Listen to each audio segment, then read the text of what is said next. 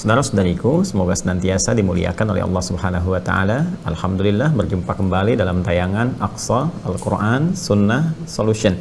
Semoga malam hari ini kita semua dirahmati oleh Allah Subhanahu wa taala. Seperti biasa, kita awali jumpa kita dengan bermohon kepada Allah, semoga setiap hamba-hamba Allah yang masih mendapatkan kesempatan hidup sampai dengan malam hari ini, dan di antara mereka ada yang belum beriman kepada Allah, semoga malam hari ini bergetar jiwanya, kuat mendapatkan hidayah Allah Subhanahu wa taala, mampu bersyahadat dengan lisannya, dan mudah-mudahan istiqamah sampai dengan wafat menghadap kepada Allah Subhanahu wa taala. Pun demikian bagi para pelaku maksiat, kita sama-sama berdoa baik pada diri kita ataupun orang-orang di sekitaran kita. Mudah-mudahan Allah memberikan jalan bagi kita untuk bertobat, meninggalkan segala perbuatan maksiat, karena menjadi soleh adalah hak milik setiap hamba. Menjadi soleh adalah hak setiap hamba.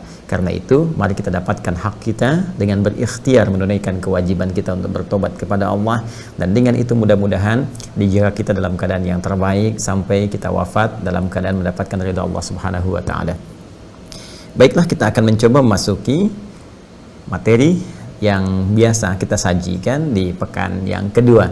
Setelah sesi pekan pertama kita membahas bentangan ayat-ayat Al-Quran, makna-makna firman Allah Subhanahu wa taala, maka sesi yang kedua pada berikutnya adalah sesi untuk berdiskusi, menampilkan persoalan-persoalan yang kiranya kita bisa belajar bersama, baik saya yang belajar ataupun Anda semuanya.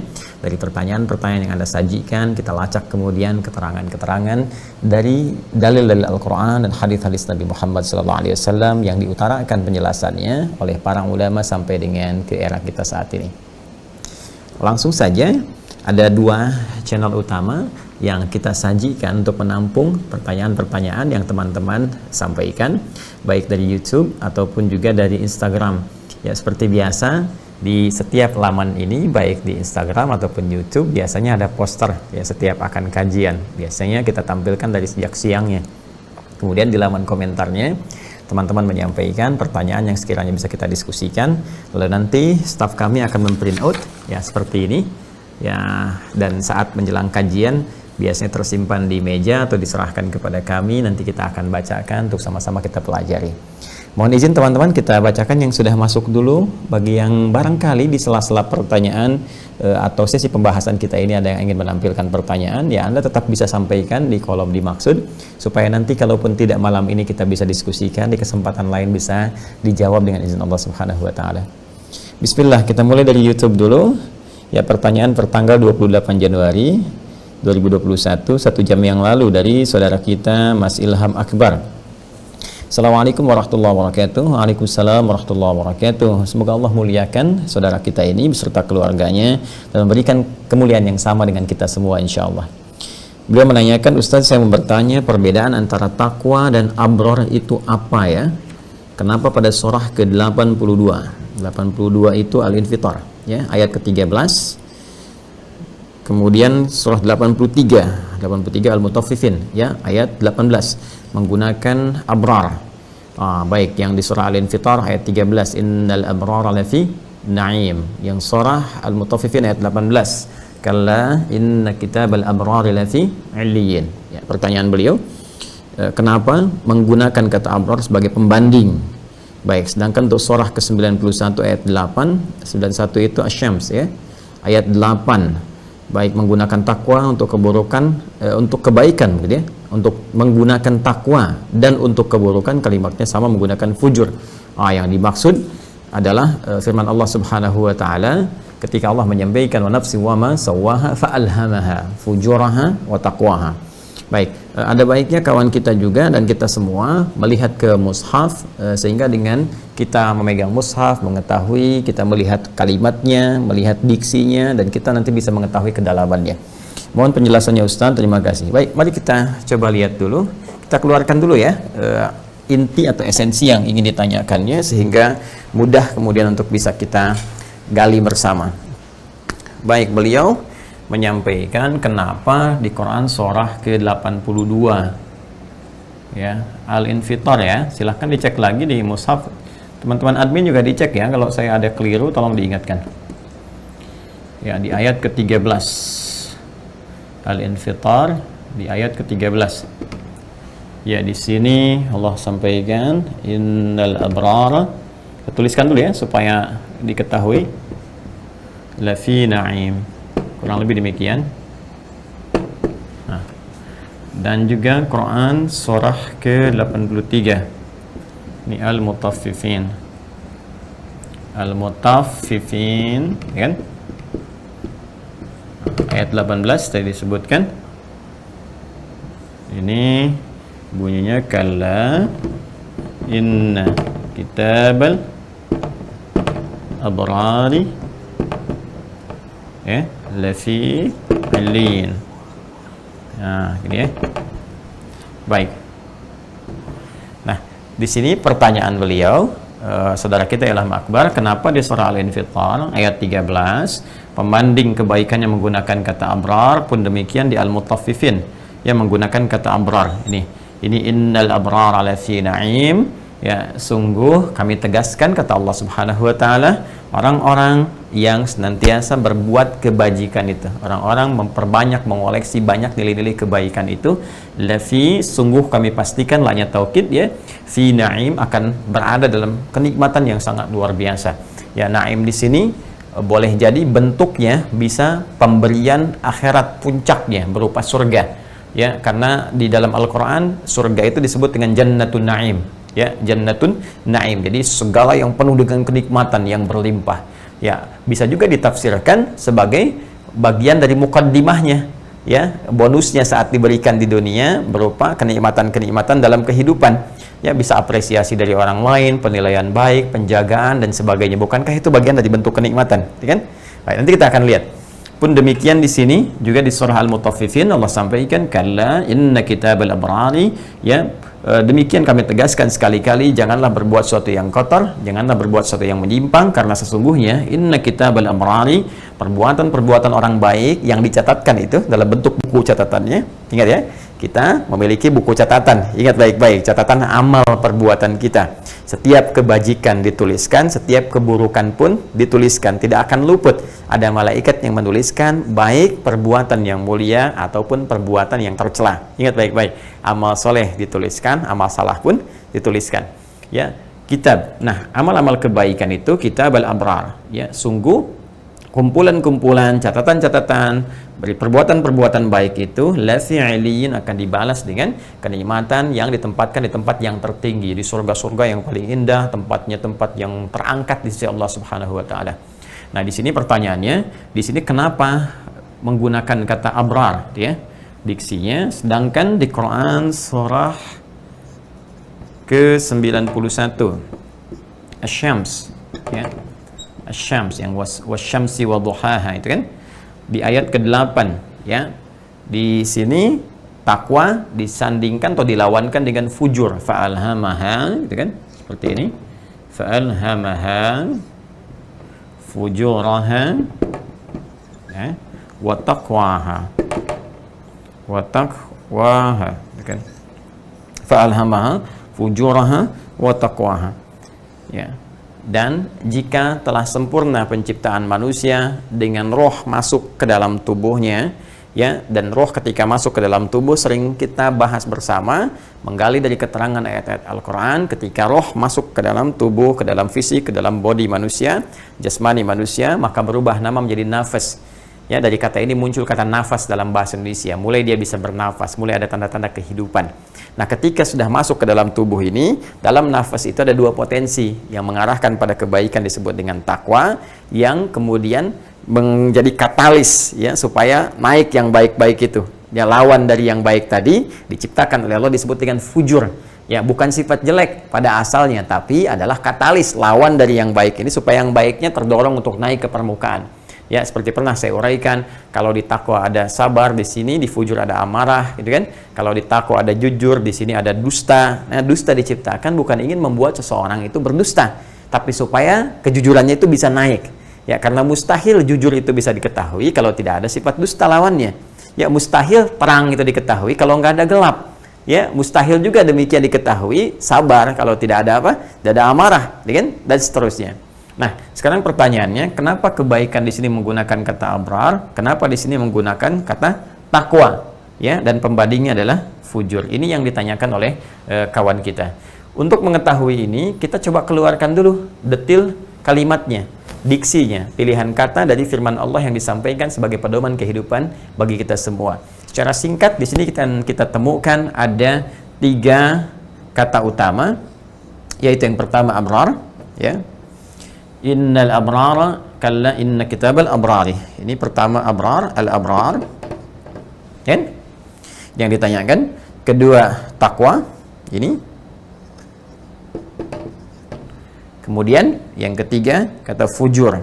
Nah, ini dengan mengetahui keterangannya, definisinya, kejelasannya dari setiap kata ini, kita akan bisa mengerti apa yang dimaksudkan di ayat dimaksud, serta tujuannya diterangkan kepada kita untuk kita mengambil ibrah, ya, mengambil hikmah, mengambil pelajaran sehingga bisa dipraktikkan dalam kehidupan kita.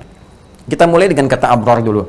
Ya, teman-teman sekalian, kata abrar ini bentuknya jama'. Ya, bentuknya bentuk jama'. Plural. Ya, dari kata birrun asalnya. Birrun. Nah, ya. Yang berarti baik. Ya, baik, sesuatu yang baik. Kita misalnya bisa lihat ketika Allah Subhanahu wa taala berfirman, misal di Quran surah Ali Imran, surah yang ketiga misalnya, ya. Di ayat yang ke-92 Allah menyampaikan lan tanalul birra hatta tunfiqu mimma tuhibbun, ya, lan tanalul birra. Kamu tidak akan bisa mendapatkan puncak kebaikan tertinggi, ya, sebelum kamu bisa lulus dalam satu ujian. Di antara ujiannya untuk mendapatkan puncak kebaikan tertinggi itu adalah bisa berbagi dari apa yang paling kita sukai. Ya, sehingga dengan itu terlihat benar-benar ketulusan kita berbuat baik dalam pandangan Allah Subhanahu wa taala. Nah, ini salah satu contoh ayatnya. Sedangkan kata birrun itu pada mulanya bukan sekedar menunjuk pada sesuatu yang baik, tapi asalnya teman-teman sekalian, birrun itu adalah sikap yang baik yang muncul ketika yang jeleknya berhasil kita sisihkan. Oke, sikap yang baik yang muncul ketika yang jeleknya berhasil kita tepikan.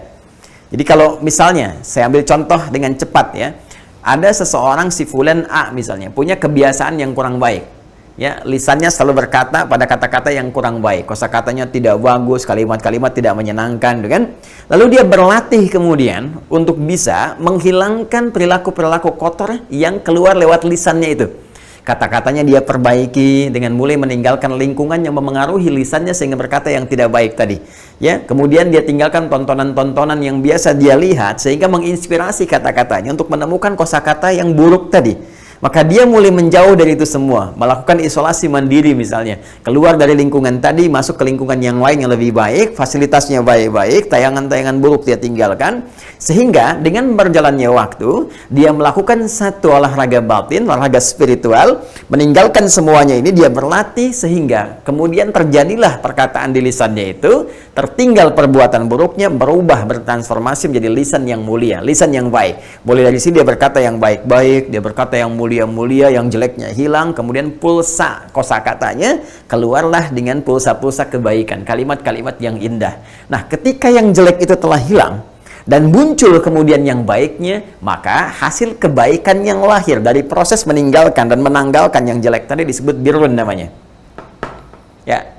Nah, kalau sifat ini melekat pada seseorang, ya, pada kepribadian seseorang, maka orang ini, ya, yang mendapatkan sifat birrun tadi, maka disebut dengan mabrur namanya. Mabrur, lisannya mabrur, matanya mabrur, ya, tangannya mabrur, kakinya mabrur karena matanya berhasil menanggalkan yang kotor-kotor sehingga sekarang menatap yang baik saja.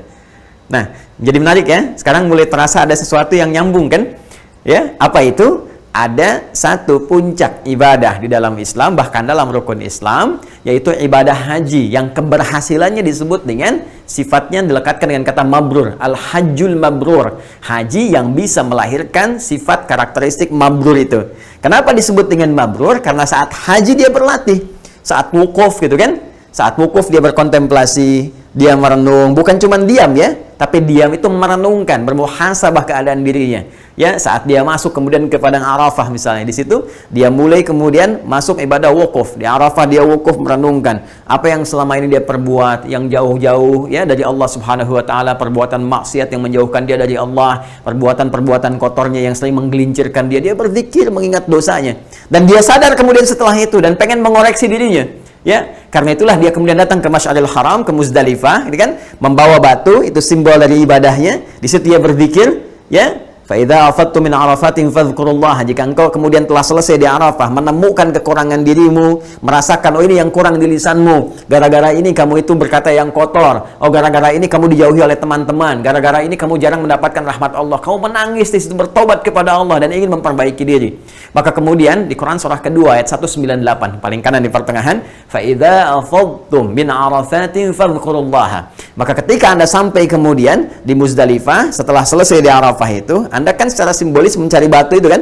Ya, simbolisnya untuk melontar sebab-sebab yang menjauhkan Anda dari Allah Subhanahu wa taala. Melontar godaan-godaan setan, menjauhkan segala hal yang pernah membuat Anda jauh dari Allah. Maka Anda merasakan ini penyebab nih. Mata saya berpandangan jelek, hati saya berpikiran kotor, sampai diteruskan ke pikiran saya, sampai ke telinga saya, sampai ke ujung kaki saya. Anda ingin melontar semua itu. Puncaknya dari hawa nafsu Anda. Ya, ini Aqabah, puncak tertinggi.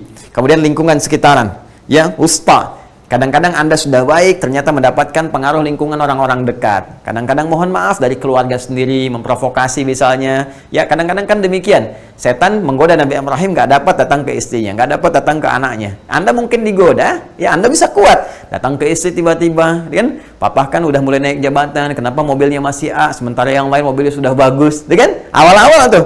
Atau lingkungan yang terdekat. Atau yang paling jauh, usta. Ya, keluarga bagus, diri pribadi bagus, ke kantor baru kenal orang, tiba-tiba diajak ke proyek yang tidak jelas, diajak ke tempat yang tidak jelas, diajak ikut-ikutan perbuatan yang tidak bagus dan sebagainya. Olahraganya mulai berganti, terlihat misalnya pemandangan yang tidak elok, terlihat kemudian kata-kata terdengar bahkan yang tidak bagus. Ustaz, maka Anda berharap untuk melontar itu semua, ya kan? Di malam pertama Anda datang ke Aqabah, Anda lontar dulu kemudian Aqabahnya, ya, kemudian Anda di situ tafakur lagi di Munah. Ya, berharap merenungkan apa yang kemudian telah bisa diperbaiki. Maka Anda kemudian di situ mabit, kan? Quran surah kedua ayat 203, wadhkurullaha fi ayyamin ma'dudat. Anda koreksi lagi, ya Allah. Lihat lagi, udah baik apa belum? Balik lagi baru lontar kemudian. Ya, dari yang kemudian usta, dari yang kemudian Aqabah, ya, dari yang kemudian keulanya, lontar oleh Anda. 1, 2, 3, selesai 3 dilontar. Sampai nafar awal yang pertama dalam 2 hari, kemudian yang terakhir, nafar akhir dalam 3 hari. Anda merasa lebih baik lagi. Dan setelah itu Anda merasakan begitu melontarkan, yang dilontar sesungguhnya bukan jamaratnya. Ya, itu secara fisikal saja. Tapi yang dilontar adalah sifat-sifat keburukannya. Ya, makanya Anda berkata Bismillahi Allahu Akbar, ya, ingin mengharap ditanggalkan, dihilangkan. Seperti orang menyembelih mengucapkan Bismillahi Allahu Akbar. Anda ingin sembelih sifat buruk Anda ingin tinggalkan itu semua, Anda lontar. Begitu Anda lontar Bismillahi Allahu Akbar, inilah kata-kata yang kotor. Bismillahi Allahu Akbar, inilah pandangan-pandangan yang kotor, inilah pengaruh yang buruk. Dilontar keseluruhannya sampai Anda merasakan ada sesuatu yang berbeda. Setelah itu tiba-tiba lapang hatinya, bening, menghadap ke arah kiblat. Ya, Anda mengatakan inni wajjahtu wajhiya lilladzi fataras samawati wal ard, ya, hanifan muslima wa ma ana minal musyrikin, inna salati wa nusuki wa hamamati lillahi rabbil alamin, la syarika lahu wa bidzalika umirtu wa ana minal muslimin, atau wa ana awwalul muslimin. Anda bermohon kepada Allah rahmatnya, kemudian berikrar menjadi muslim yang paling bagus, meninggalkan segala yang buruk, dan kalau diberi kesempatan lagi untuk hidup, Anda akan lebih baik daripada sebelumnya. Begitu Anda kerjakan semua ini, hilang sifat jeleknya, datang yang bagusnya, yang bagus datang setelah jeleknya hilang. Itu disebut dengan birrun.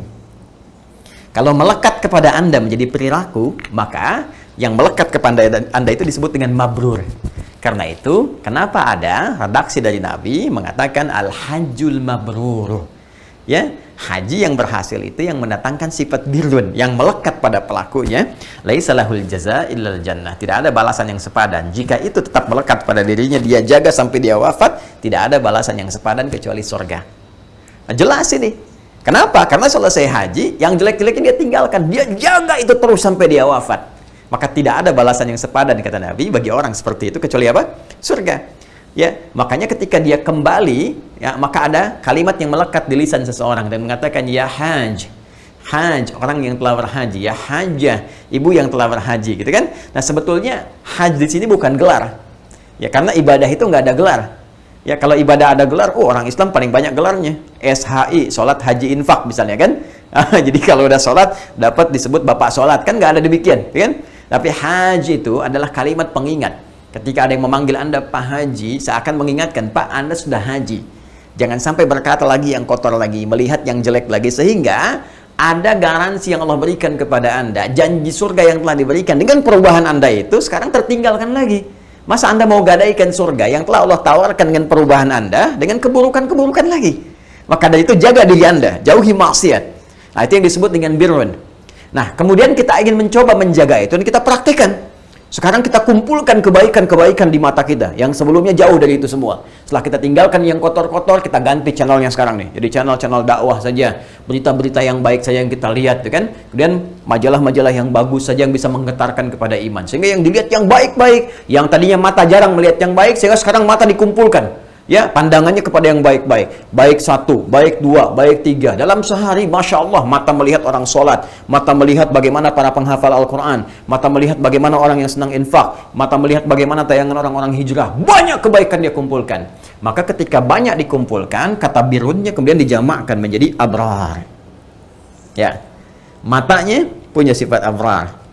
Lisannya banyak berkata yang baik-baik, banyak zikir, banyak baca Quran, kan? Ya, banyak mengatakan kalimat thayyibah, lisannya abrar. Kan? Tangannya banyak menulis yang baik-baik, banyak memberi, banyak infak, banyak sedekah, tangannya abrar. Maka menjadi jamak. Ya, kenapa? Karena nilai kebaikan dari perubahan tadi yang telah dia bawa, ditinggalkan kejelekannya, datang kebaikannya, dan banyak dikumpulkan kebaikan-kebaikan itu oleh tangannya, ya, dari mulai kepalanya sampai ke ujung kakinya. Maka semua koleksi kebaikan yang banyak dikumpulkan tadi dijamakkanlah dari kata birrun menjadi abrar, dan itu dicatat. Allah menugaskan malaikat untuk mencatatnya. Ketika perubahan terjadi, maka yang jeleknya dihapus seketika. Ya, dihapus di dunia, tidak ditampakkan di akhirat dengan rahmat Allah Subhanahu wa taala jika benar kemudian dia hijrahnya. Jika benar proses-proses peralihannya, transformasinya. Banyak orang-orang dulu yang tadinya kurang baik, kemudian berubah menjadi baik dan terjaga dengan kebaikannya dan dimuliakan oleh Allah Subhanahu wa taala. Karena itu saya sering katakan teman-teman sekalian, kebaikan, soleh itu adalah hak setiap hamba Allah Subhanahu wa taala. Maka mari kita perjuangkan hak kita dengan menunaikan kewajibannya. Apa kewajiban itu? Bertobat. Ya, berubah dari sosok yang kurang baik menjadi lebih baik. Berubah dari perbuatan salah menjadi saleh. Ketika semua itu kita kerjakan dan berubah kita, maka yang jelek akan dihapuskan oleh Allah, yang baik-baik dituliskan. Ditulis. Satu buku catatan kita. Dalam bahasa Arab, kumpulan dari sesuatu yang mencatatkan informasi, atau disebut dengan buku lah sekarang, gitu kan? Atau hal-hal yang mengumpulkan informasi, terdiri dari halaman, itu dalam bahasa Arab disebut dengan kitab namanya. Terjemah sekarang tekstualnya disebut dengan buku, karena buku berisi catatan-catatan informasi yang bisa kita ketahui. 1, 2, 3. Anda sehari nulis informasi kira-kira berapa halaman? Sekarang hidup Anda diberi oleh Allah 20 tahun, 30 tahun, 40 tahun, 50 tahun. Dari sejak balik sampai sekarang Anda hidup berapa tahun? Sekarang kira-kira berapa lembar catatan Anda? Dan ada peluang di hadapan kita untuk menghilangkan catatan yang jelek-jelek itu, yang sekian ratus ribu, bahkan mungkin juta lembar. Dari perbuatan yang kita kerjakan. Karena sekecil apapun dituliskan dan berpeluang ditampakkan. فَمَنْ يَعْمَلْ مِثْقَالَ ذَرَّةٍ خَيْرًا يَرَهُ وَمَنْ يَعْمَلْ مِثْقَالَ ذَرَّةٍ شَرًّا يَرَهُ. Yang baik ditampakkan, yang jelek ada peluang ditampakkan. Kalau tidak kita berusaha untuk edit saat ini juga, kita hapuskan dengan izin Allah. Kita minta kepada Allah dengan mengerjakan yang baik, taubat, kerjakan yang baik, maka hilang yang jelek-jeleknya. Maka dari itu, kumpulan catatan kehidupan kita yang baik-baik tadi ada di kitab, tertuliskan. Di kitab itu dituliskan, maka Allah firmankan kemudian, kitab itu akan dibuka dan mengantarkan kita pada puncak kehidupan tertinggi. Kalla inna kitab al-abrari. Ya, sekali-kali janganlah engkau berbuat yang kotor. Sekali-kali jangan engkau meragukan tentang hisab di akhirat nanti. Sekali-kali jangan engkau meragukan bahwa setiap perbuatan itu akan tercatat. Ya, inna kitabal abrari, sungguh saya pastikan kata Allah, catatan-catatan buku, ya, catatan-catatan kebaikan-kebaikan yang telah dikumpulkan, dikoleksi saat kita berada di dunia itu untuk beramal soleh. La-nya huruf taukid. Saya pastikan kata Allah, fi illiyin, akan mampu mengangkat kita ke tempat yang tertinggi, memiliki martabat yang hebat di hadapan Allah Subhanahu wa taala. Allah tawarkan kita illiyin. tempat tertinggi, apresiasi yang paling indah, jannah yang sangat luar biasa. Ya, sekarang Allah tawarkan kepada kita. Kalau manusia yang tawarkan, belum tentu sempurna tawarannya. Sekarang tawarkan A, besok bisa berubah jadi B. Tapi kalau Allah sudah menawarkan janji, innallaha la yukhliful mi'ad. Quran surah ketiga ayat ke-9.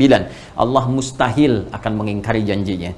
Sekarang ada tawaran dari Allah untuk mengangkat derajat kita ke tempat bermartabat yang paling tinggi. Maka berubahlah kita dari sosok yang kurang baik menjadi lebih baik. Ganti yang jelek menjadi baik, sehingga muncul kata birrun untuk menegaskan perubahan kita. Isi kemudian dengan perbuatan baiknya, koleksi yang banyak menjadi abrar. Itu dituliskan kemudian di kitab dan mengantarkan kita ke tempat tertinggi. Apa tempat tertingginya? Innal amrara lafi na'im.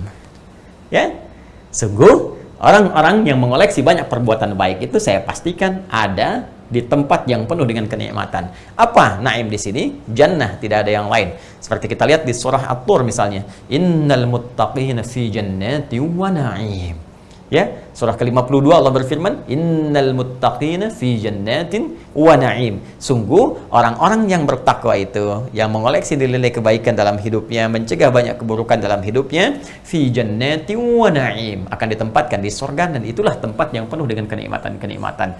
Jangankan sudah masuk surga, sebelum ke surga pun orang yang berubah jadi lebih baik, maka diberikan pendahuluan kenikmatan oleh Allah dalam hidup di dunianya. Orang baik banyak mendapatkan kenikmatan, kelapangan dalam hatinya, apresiasi dari orang lain, penghormatan dari orang lain. Cukup Anda berubah jadi orang baik, maka hidup Anda nikmat. Ya, isi dari kenikmatan itu disebut dengan naim. Naim itu dari kata nikmah. Ya, yang mendapatkan segala bentuk kenikmatan-kenikmatan itu naim. Ya, baik. Teman-teman sekalian, ini yang dimaksud dengan kata apa? Kata abrar. Nah, sekarang takwa. Apa itu takwa? Takwa ini dasar, ya dasar kata kalimatnya, infinitifnya, kata kerjanya dari kata waqa, yaqi wiqayatan. Waqa, nah, yaqi wiqayatan. Ya, waqwan, asalnya itu waqwan, ya waqwan, semacam ini teman-teman sekalian. Ya, nanti ada proses dalam ilmu saraf. Ya, ada proses dalam ilmu saraf, kalimat waqiyan, ya, waqa, yaqi, ada waqwan jadi waqiyan. Nah, ada proses nanti, ya, kemudian di sini nanti berubah lagi menjadi takwa. Nanti ada perubahan-perubahan. Kalau saya uraikan, cukup kita dalam dan tabelnya terlampau agak panjang. Jadi saya agak percepat saja untuk mendapatkan kata dasarnya. Kalau Anda dapati buku kami tentang yang makna ayat puasa, ya, makna ayat puasa, ketika kami mencoba menguraikan makna kata tattaqun, Al-Baqarah ayat 183, ya ayyuhalladzina amanu kutiba alaikumusiyam kama kutiba alal ladzina min qablikum la'allakum tattaqun. Ini saya uraikan dengan mendetil sekali, dari kata tattaqun, tattaqun dari kata tattaqi, tattaqi terus lagi dari kata ittaqa, ittaqa diambil lagi dari kata waqa sampai ketemu kata takwa. Ya, secara intinya yang paling gampang kata takwa ini dasar katanya, yang paling awal adalah kata waqa. Kemudian dari sini muncul kata wiqayah. Waqa itu teman-teman sekalian, pada mulanya itu adalah sesuatu yang bisa mencegah dari hal yang sangat buruk. Ya, kalau kita perisai lah, ya, kalau orang Arab itu mengatakan perisai itu disebut dengan wiqayah. Ya, pencegahan. Ya, ada peribahasa mengatakan al-wiqayatu khairu minal ilaj. Mencegah lebih baik daripada mengobati. Jadi yang bisa mencegah kita dari sesuatu yang buruk, yang menghalangi dari segala hal yang buruk, itu disebut dengan wiqayah namanya. Kalau dia sudah membentuk karakter, membentuk sifat dalam kehidupan, ya, melekat kemudian pada pemiliknya, maka berubah nama dari situ menjadi takwa namanya. Ya, ini transformasinya. Bisa dipahami ya? Jadi, takwa itu pada mulanya adalah sifat karakteristik yang mencegah pemiliknya untuk selalu terhindar dari perbuatan-perbuatan yang buruk. Jadi mencegah perbuatan-perbuatan buruk itu datang. Ya, perbuatan buruk mau datang ke mata, ya, tiba-tiba langsung tercegah, mata terpalingkan. Ya, tiba-tiba ada ajakan yang buruk datang ke telinga lewat suara, tercegah, langsung terpalingkan. Jadi semacam-macam ada perisai di telinganya, ada perisai di matanya. Ya, jadi belum apa-apa udah terpalingkan. Yang dahsyatnya lagi, ada yang belum terjadi, teman-teman sekalian, baru dapat informasi, dia sudah nggak mau. Ya, ada yang bahkan belum sampai ke tempatnya dia sudah mengerti, oh ini nanti arahnya akan jelek di sini. Saya nggak mau, saya pengen ke sini saja. Jadi, Masya Allah, jadi seakan ada perisai dalam kehidupannya yang mencegah bagian-bagian elemen tubuhnya itu untuk larut dalam keburukan. Belum datang, sudah tercegah. Ya, paham di sini ya? Sekarang perhatikan bedanya dengan birrun. Kalau birrun, ini ada yang jelek, kita hilangkan dulu. Lisan berkata jelek, kita hilangkan jeleknya, muncul yang baiknya, gitu kan? Telinga mendengar yang jelek, hilangkan jeleknya, muncul yang baiknya. Kalau takwa, itu sudah menjadi sifat karakter, sudah baik keadaannya, dan dia mencegah yang buruk itu datang. Ya, jadi dicegah, masuk buruk, hilang. Ini buruk, hilang, hilang, hilang. Nah, sekarang pertanyaannya, kalau Anda ingin mendapatkan sifat takwa ini, karakteristik takwa ini, sehingga orangnya disebut dengan taqi. Ya, kalau tunggal, taqi, pemilik sifat takwa. Nabi Yahya disebut oleh Allah Subhanahu wa taala dengan kata taqi di antaranya, dan semua nabi itu bertakwa, dan nabi paling takwa, atqa, yang paling takwa di antara semua manusia, termasuk para nabi dan rasul. Ya, di antara nabi yang disebut dengan sifat taqi di Al-Qur'an, Nabi Yahya di Quran surah ke-19 Maryam misalnya, ketika Allah mengatakan wa kana taqiyya, ya Yahya khudhil kitaba biquwwah. Ya, hai Yahya alaihissalam, khudhil kitaba biquwwah, ambil pedoman Allah ini dengan sangat kuat. Ya, wa atainahul hukma sabiyya wa hanana min ladunna wa zakata wa kana taqiyya. Semua nabi, semua rasul itu pribadinya masing-masing punya pribadi yang takwa. Ya, artinya apa? Tercegah dari segala perbuatan-perbuatan yang buruk. Makanya mereka punya sifat maksum dengan fitrah kenabiannya, dengan fitrah kenabiannya. Dan Nabi Muhammad SAW punya sifat atqa, isim tafdil yang paling utama. Jadi kalau ada nabi taqi, Nabi Musa taqi, Nabi Ibrahim taqi, Nabi Isa taqi, Nabi Muhammad atqa, lebih takwa dibanding semua nabi dan rasul yang pernah bertugas di bumi. Jama' dari kata taqi itu muttaqun. Jadi kalau tunggal, bentuk singularnya taqi, taqiyun. Ya. Misalnya nama Anda Saiful, ya, Saiful At-Taqi. Ya, gimana kalau Suneo? Bisa, Suneo At-Taqi gitu kan? Boleh-boleh saja, nggak ada masalah. Ya, Joni At-Taqi misalnya, nggak ada masalah. Ya, Yusuf At-Taqi boleh. Jadi taqi, orang yang takwa. Orang yang mencoba menghindarkan diri dari perbuatan-perbuatan jelek, sehingga yang baiknya aja yang ada. Kan jelek lawannya baik kan? Kalau yang jelek sudah bisa ditinggalkan, maka yang baiknya yang muncul saja. Nah, jamaknya kata taqi ini muttaqun namanya, muttaqun. Ya, muttaqun. Kalau dikhafadkan atau dinasabkan, kita ingin menegaskan pada jiwa kita, kemudian kita tinggalkan yang jeleknya, maka tancapkan pada jiwa dengan nasab atau jar, tinggalkan yang kotornya, maka menjadi muttaqin. Ya, bisa muttaqun rafa', bisa muttaqin dalam keadaan nasab atau jar.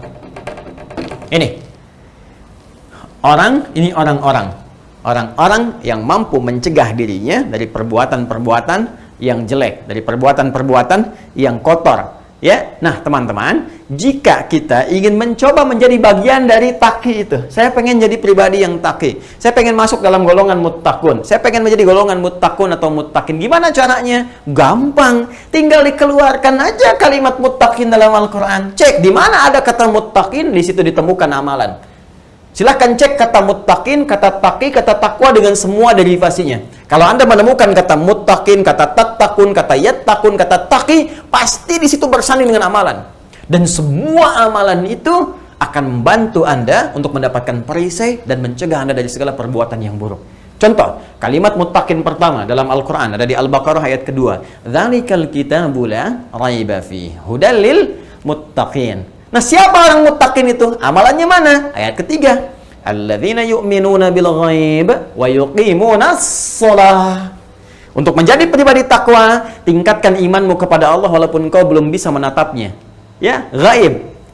Bagaimana caranya meningkatkannya? Dengan menunaikan salat. Maka ketika Anda benar menunaikan salatnya, muncullah perisai yang menjaga pribadi kita, keadaan kita dari perbuatan-perbuatan yang jelek. Karena itu Allah menegaskan di Quran surah ke-29 Al-Ankabut di ayat ke-45, ketika seseorang mampu menunaikan salat dengan benar, maka Allah tegaskan, innas salata tanha 'anil fahsya'i wal munkar. Sungguh salat itu kalau benar dikerjakannya, maka akan mencegah pelaku sholat itu dari dua sumber keburukan, yaitu fahsya dan mungkar. Yang sering saya sampaikan dua makna tadi, walaupun datang dari syahwat Ya, itu disebut dengan fahsya, pornografi, porno aksi, LGBT, kata-kata jorok, kotor dan sebagainya, atau perbuatan yang datang dari nafsu perut dan akal, mencuri, merampok, korupsi dan sejenisnya, membegal dan seterusnya, itu disebut dengan apa? Mungkar. Nah, orang yang sholatnya benar maka terhindar dari keburukan, jadilah dari pribadi yang baik.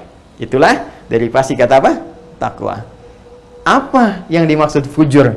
Bagian terakhir, dan bagaimana keterangan detail dari kata fujur ini kita akan lanjutkan nanti pembahasannya setelah menunaikan sholat isya, karena waktu isya sudah adzan terdengar sayup-sayup di waktu Indonesia bagian Bekasi WIB. Mungkin di sekitaran Anda juga ada yang sudah masuk waktu isya. Mohon izin kami untuk menyimak adzan, mendengar, menjawab dan menunaikan sholat serta amalan sunnahnya, baru kita lanjutkan kembali pembahasan kita. Semoga bermanfaat. Subhanakallahumma wabihamdika asyhadu an la ilaha illa anta astaghfiruka wa atubu ilaik. Assalamualaikum warahmatullahi wabarakatuh. Bismillahirrahmanirrahim. Assalamualaikum warahmatullahi wabarakatuh. Alhamdulillahi wa kafa, wassalatu wassalamu ala rasulillahil mustafa wa ala alihi wa sahbihi wa man wafa wa ba'du. Saudara-saudariku, kami di sini telah menunaikan sholat isya berjamaah beserta amalan sunnahnya. Pun demikian dengan saudara-saudari kita yang bersamaan di waktu yang sama menunaikan sholat isya. Kita bermohon pada Allah Subhanahu wa taala, semoga Allah berkenan menerima sholat yang telah kita tunaikan. Pun demikian bagi saudara-saudariku yang terhubung lewat saluran Adi Hidayat Official dalam tayangan Aqsa pada malam hari ini, dimanapun Anda berada dan telah mendekati waktu sholat sesuai dengan wilayah Anda, maka berhenti sejenak, siapkan diri untuk menunaikan sholat isya dengan baik, ataupun sholat yang sesuai dengan waktu di wilayah Anda dengan baik, dengan khusyuk, dan semoga sholat kita diterima oleh Allah Subhanahu wa taala. Baik, kita coba lanjutkan. Kita telah tadi membahas sekitar 90% dari pertanyaan sahabat kita, Mas Ilham Akbar dari akun YouTube, tentang perbedaan kata abrar, kemudian kata taqwa, dan juga kata fujur yang terdapat dalam beberapa ayat dan di ragam surat dalam Al-Quran, baik di Al-Infitar ayat 13, Al-Mutaffifin ayat 18, pun demikian dengan surah Asy-Syams di ayat yang ke-8 yang berbicara tentang taqwa dan fujur.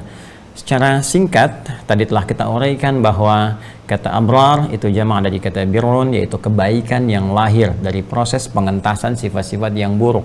Ketika seseorang mampu melatih dirinya untuk meninggalkan dan menanggalkan sifat-sifat buruk yang melekat pada karakter perilaku dirinya, baik di pandangannya, pendengarannya, lisannya sampai ke ujung kakinya, maka kebaikan yang lahir setelah meninggalkan sifat buruk itu disebut dengan birrun. Ketika melekat pada pelakunya disebut dengan mabrur. Ya, dari sini mencoba menjadi insan yang mabrur, pribadi yang mabrur, dalam arti meninggalkan perbuatan buruk dan bertransformasi menjadi hamba yang baik dan mengoleksi perbuatan-perbuatan mulia. Ketika perbuatan baik banyak dikumpulkan oleh organ tubuh kita yang meninggalkan perbuatan jelek tadi, mata mulai banyak memandang yang baik, lisan bertutur yang baik sampai ke ujung kaki, maka kata birrun dijamakkan menjadi abrar. Dan setiap perbuatan baik yang kita kerjakan itu akan dicatat. Ya, dalam buku catatan disebut dengan kitab. Ini yang dimaksudkan firman Allah Subhanahu wa taala ketika menyampaikan inna kitabal amrari lafi 'iliyyin. Sungguh ya, kitab catatan orang-orang baik itu, perbuatan-perbuatan bijak itu yang akan mengantarkan pemiliknya, pelakunya pada tempat yang tertinggi. Dia mendapatkan penghargaan di sisi Allah Subhanahu wa taala, mendapatkan derajat yang tinggi di surga yang penuh dengan kenikmatan. Innal abrara lafi na'im. Sungguh saya pastikan, kata Allah Subhanahu wa taala, pemilik perbuatan-perbuatan baik, ya, pengoleksi kebajikan-kebijakan dalam kehidupan, maka muara yang mereka dapatkan adalah tempat yang penuh dengan kenikmatan, yaitu surga, jannah. Karena di Al-Quran kata jannah disandingkan dengan kata na'im. Innal muttaqina fi jannatin wa na'im. Sungguh orang-orang takwa yang mampu mencegah dari perbuatan-perbuatan buruk dan mengoleksi banyak kebaikan, maka orang-orang ini akan ditempatkan di surga yang penuh dengan kenikmatan. Pun demikian diberikan pendahuluan rasa kenikmatan itu saat dia ada di dunia, ya, nikmat dalam menunaikan ibadah, nikmat dengan kelapangan hatinya, nikmat dengan kedamaian jiwanya, dan nikmat dengan keberkahan yang Allah berikan dalam setiap titian kehidupannya. Kemudian dengan kata takwa, tadi telah kami uraikan juga sebelum salat isya bahwa kata takwa itu muara infinitifnya berasal dari kata waqa, yaqi, wiqayatan, ya, waqwan, wa ya waqyan, kemudian menjadi takwa. Dari kata ini secara singkat, takwa perbuatan untuk mencegah segala hal yang buruk yang akan datang kepada kehidupan kita. Ya, perisai disebut dengan wiqayah. Wiqayah perisai yang mencegah segala hal yang buruk datang. Maka takwa ketika itu menjadi sifat, menjadi karakter disebut dengan takwa. Pelakunya disebut dengan taqi, jamaknya disebut dengan muttaqun atau muttaqin, yaitu orang-orang yang mampu mencegah dirinya, memiliki perisai supaya menghambat perbuatan-perbuatan buruk itu datang. Jadi kalau birrun itu menghilangkan, sekali lagi, mencoba menghilangkan, meninggalkan yang kotor-kotor, dirubah menjadi baik, ditinggalkan, dibuang, dihapus yang kotor, jadi bagus. Kalau takwa bedanya sebelum datang dicegah dulu, jadi nggak terkontaminasi, ya, ada sifat pencegahan di dalamnya. Maka untuk mendapatkan perisai takwa itu mesti kita menempuh ikhtiar. Ikhtiarnya itu yang kita lakukan dalam bentuk ibadah. Karena itu seringkali derivasi kalimat takwa dalam Al-Quran, baik berbentuk kata kerja, verb, fi'il, ataupun kata benda, noun misalnya, ya, isim, itu seringkali disandingkan, baik diiringi, ya, di awalnya ataupun di akhirnya dengan perbuatan-perbuatan yang mengarahkan kita kepada derajat takwa yang dimaksudkan. Ya, baik itu bentuknya menggunakan kata kerja, ya kan? Kata kerja seperti misalnya tattaqun, ya kan? Bentuk fi'il mudhari, atau yattaqun, ya kan? Atau ittaqu dengan kata perintah, ya, tattaqun atau yattaqun, ittaqu, ya kan? Ya, tunggalnya ittaqi, ittaqillaha haitsu ma kunta. Ini ittaqu, ya ayuhan nasu ittaqu, ya. Kemudian ada lagi dalam bentuk yang kata bendanya misalnya, baik ke orangnya taqi, ya, ataupun bentuk jamaknya muttaqun atau muttaqin, kan? Atau langsung kata takwanya, seperti saat menunaikan haji itu puncaknya, gitu kan? Haji ataupun umrah di Quran surah kedua Al-Baqarah di ayat 197, ya. Ketika Allah berfirman wa tazawwadu fa inna khairaz zadit taqwa, langsung kalimat takwanya. Nah, seluruh derivasi ini perubahan-perubahan kata atau hibrida kata yang dipelajari dalam ilmu sharaf namanya. Jadi kalau ada nahwu untuk mengetahui akhir satu harakat, apakah a, i atau u, an, in atau un, ya kan? Nah, kalau sharaf untuk mengetahui perubahan kata dari kata kerja berubah ke kata benda, kata kerjanya apakah progresif, apakah infinitif dan sebagainya, itu ilmu sharaf. Kemudian kalau kita bawa ke dalam bentuk penjelasan supaya disampaikan dalam bentuk jelas, pilihan katanya bagus ataupun indah supaya orang tidak tersinggung saat diperintahkan, atau menjelaskan dengan tatanan yang baik sehingga dimengerti dengan cara yang terbaik. Nanti ada balaghah. Ya, balaghah punya 3 cabang lagi, disebut ma'ani, 2 bayan, 3 badi'ah nanti. Kalau ingin dikemas dalam bentuk puisi, ya, sehingga terasa lebih indah lagi, ada arud nanti ilmunya. Demikian seterusnya. Ya, nah ini kalau kita cari kata-kata ini dan kita temukan dalam Al-Quran, ini selalu bersanding erat dengan perbuatan, dengan amal, ya, dengan al-amal, amal perbuatan. Amal inilah teman-teman sekalian jamaknya amal, ya, amal jamaknya apa? Amal. Faman ya'mal amal, amal innamal a'malu bin niyat. Jadi ini jamaknya apa?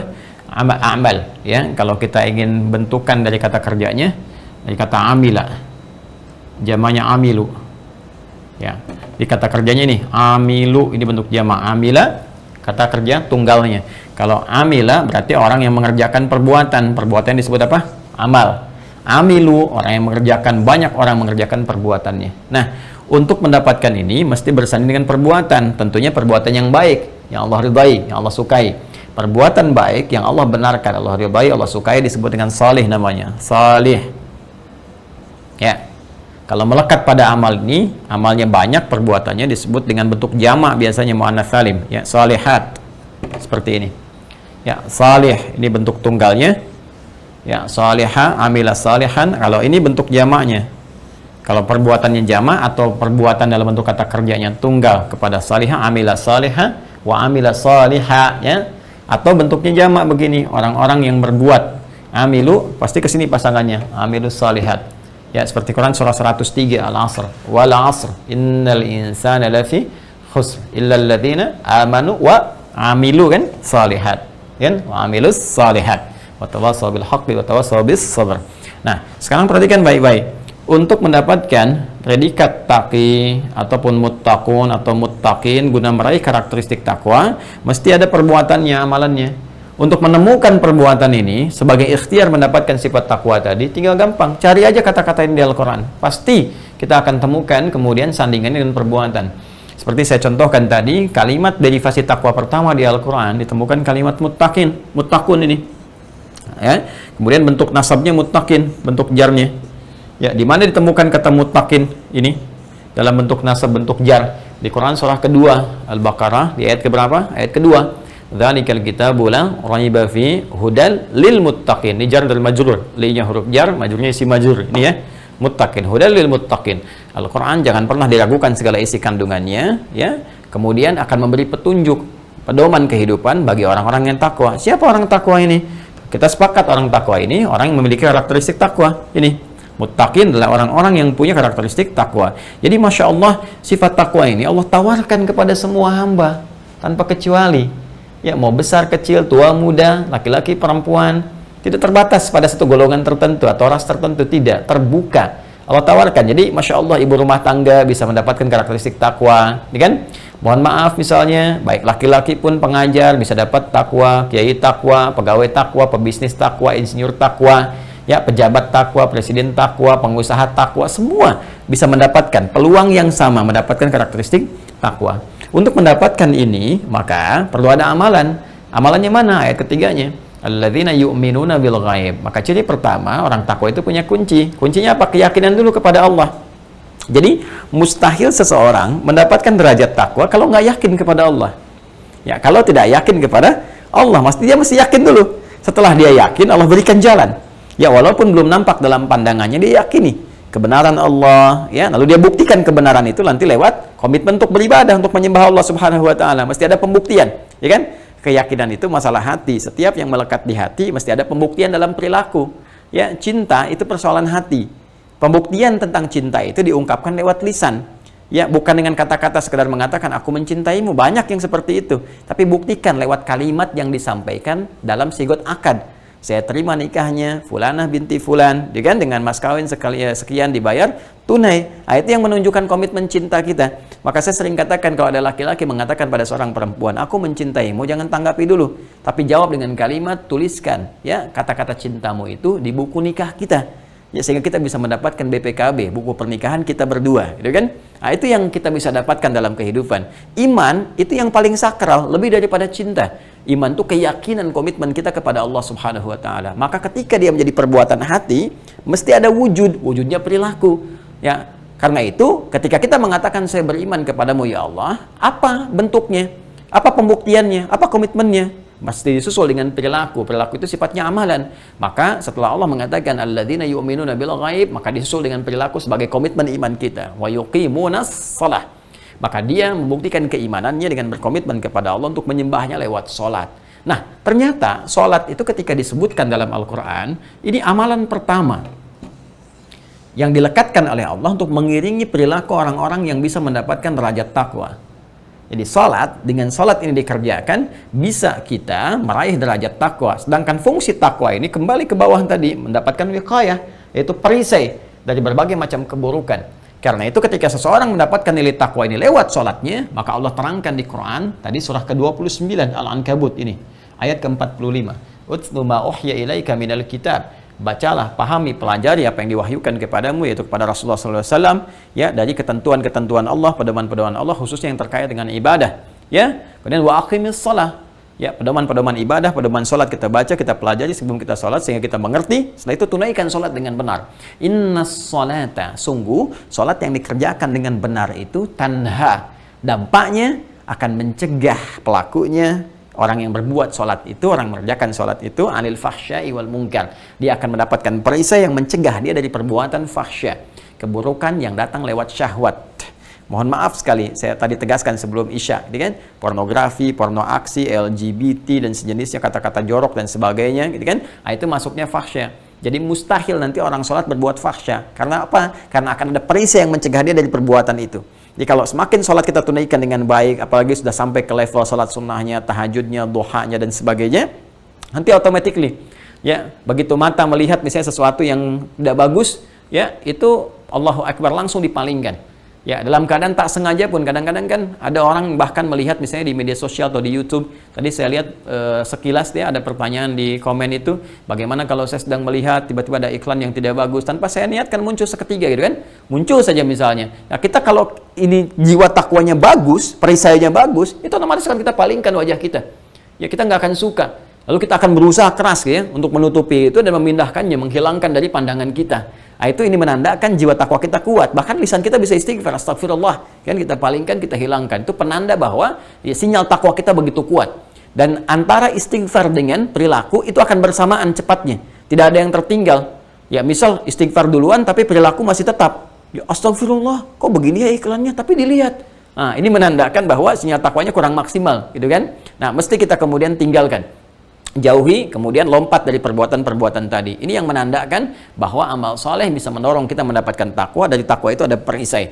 Ya, kemudian anil fahsya'i wal munkar. Munkar perbuatan yang diingkari oleh hati kita.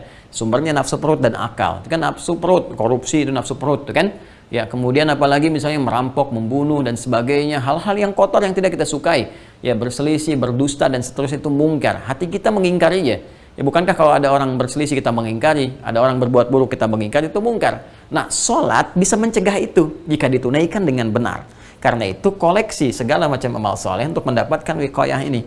Sehingga dengan itu, wiqayah ini akan bertransformasi menjadi karakteristik takwa. Otomatis nanti, sudah seketika, ya otomatis akan tercegah dari perbuatan maksiat. Nanti ada lagi latihannya misalnya menggunakan kata kerja nih, yang yattaqun atau tattaqun. Ya, bisa berbentuk tattaqun, kalian bentuk jama, kan? Orang kedua jama, atau yattaqun orang ketiga bentuknya jama. Misal tattaqun di Al-Baqarah 183. Ya, diiringi dengan amalan. Pasti ada amalan nih. Ya ayyuhalladzina amanu kutiba alaikumussyam kama kutiba alal ladzina min qablikum la'allakum tattaqun. Hai orang-orang yang beriman, iman dulu. Tuh dibuka dengan iman. Pembuktian imannya lewat apa? Ibadah, amal saleh. Kutiba alaikumussyam, diwajibkan bagi kamu untuk menunaikan puasa, gitu kan? Sebagaimana diwajibkan pada orang-orang terdahulu, kama kutiba alal ladzina min qablikum la'allakum tattaqun. Tujuan dari utama, ya tujuan utama ditunaikannya puasa itu apa diantaranya? Tujuan utamanya adalah membentuk karakteristik takwa supaya kalian mendapatkan karakter takwa, supaya meningkat takwanya. Tingkatkan. Di puasa itu diantara amalan yang bisa men-charge takwa kita sehingga lebih kuat lagi, kuat lagi, kuat lagi. Itu rumusnya. Maka tidak sekedar menunggu sampai setahun sekali misalnya. Itu bagus karena itu kan fardu, gitu kan? Ramadan datang. Ya insya Allah sekitar 2 bulan lagi, kan? Akan tiba bersama kita tak terasa nih. Sebentar lagi datang Ramadan. Ya, bermohon terus pada Allah, bermohon supaya suasananya lebih nyaman, hati kita lebih siap, pandemi dihilangkan oleh Allah Subhanahu wa taala dan kita berikhtiar untuk mewujudkan itu semua. Datang dengan segala kenikmatannya Ramadan. Ya, kita sambut dengan amal saleh dan lihat bagaimana ketika Ramadan tiba, teman-teman sekalian. Ya, bukankah takwa kita dapatkan? Bukankah otomatis tuh pada saat Ramadan itu automatically kan perbuatan-perbuatan jelek ditinggalkan seketika itu. Karena puasa itu diantara kedahsyatannya secara otomatis bisa mencegah orang berbuat maksiat. Nggak percaya silakan.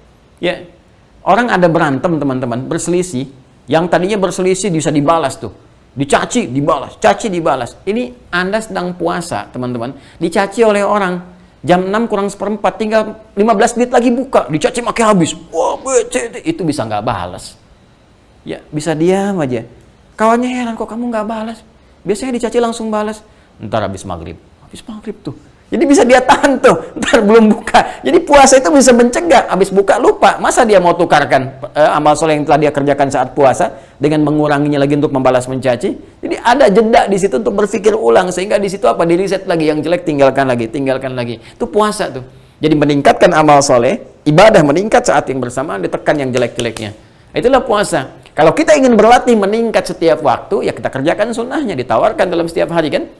Ada kesempatan, ya ada hari-hari misalnya Senin, kemudian ada Kamisnya lagi, ya ada Ayyamul Bid yang datang dalam setiap pertengahan bulan. Kalau kita ingin mencoba meningkatkan lagi, ada puasa Daud misalnya, ya kan? Senin kita puasa, Selasa istirahat, Rabu kita puasa, Kamis kita istirahat, ya kan? Itu meningkat. Dan orang takwa jelas arahnya, ya. Puasa Daud dia kerjakan dengan maksimal. Tapi tidak mungkin puasanya Daud, sholatnya juga Daud misalnya, ya. Subuh sholat, zuhur tidak, asar sholat, maghrib tidak mungkin. Jadi akan selalu meningkat nilai kebaikan, ketaatannya meningkat, maka keburukan itu akan dia tekan. Nah ini teman-teman sekalian, pokoknya kalau Anda keluarkan amalan-amalan ini, nanti puncaknya akan ada rasa. Ini otomatis nih, ya otomatis. Jadi kalau Anda nggak percaya, coba aja tingkatkan amal soleh seketika.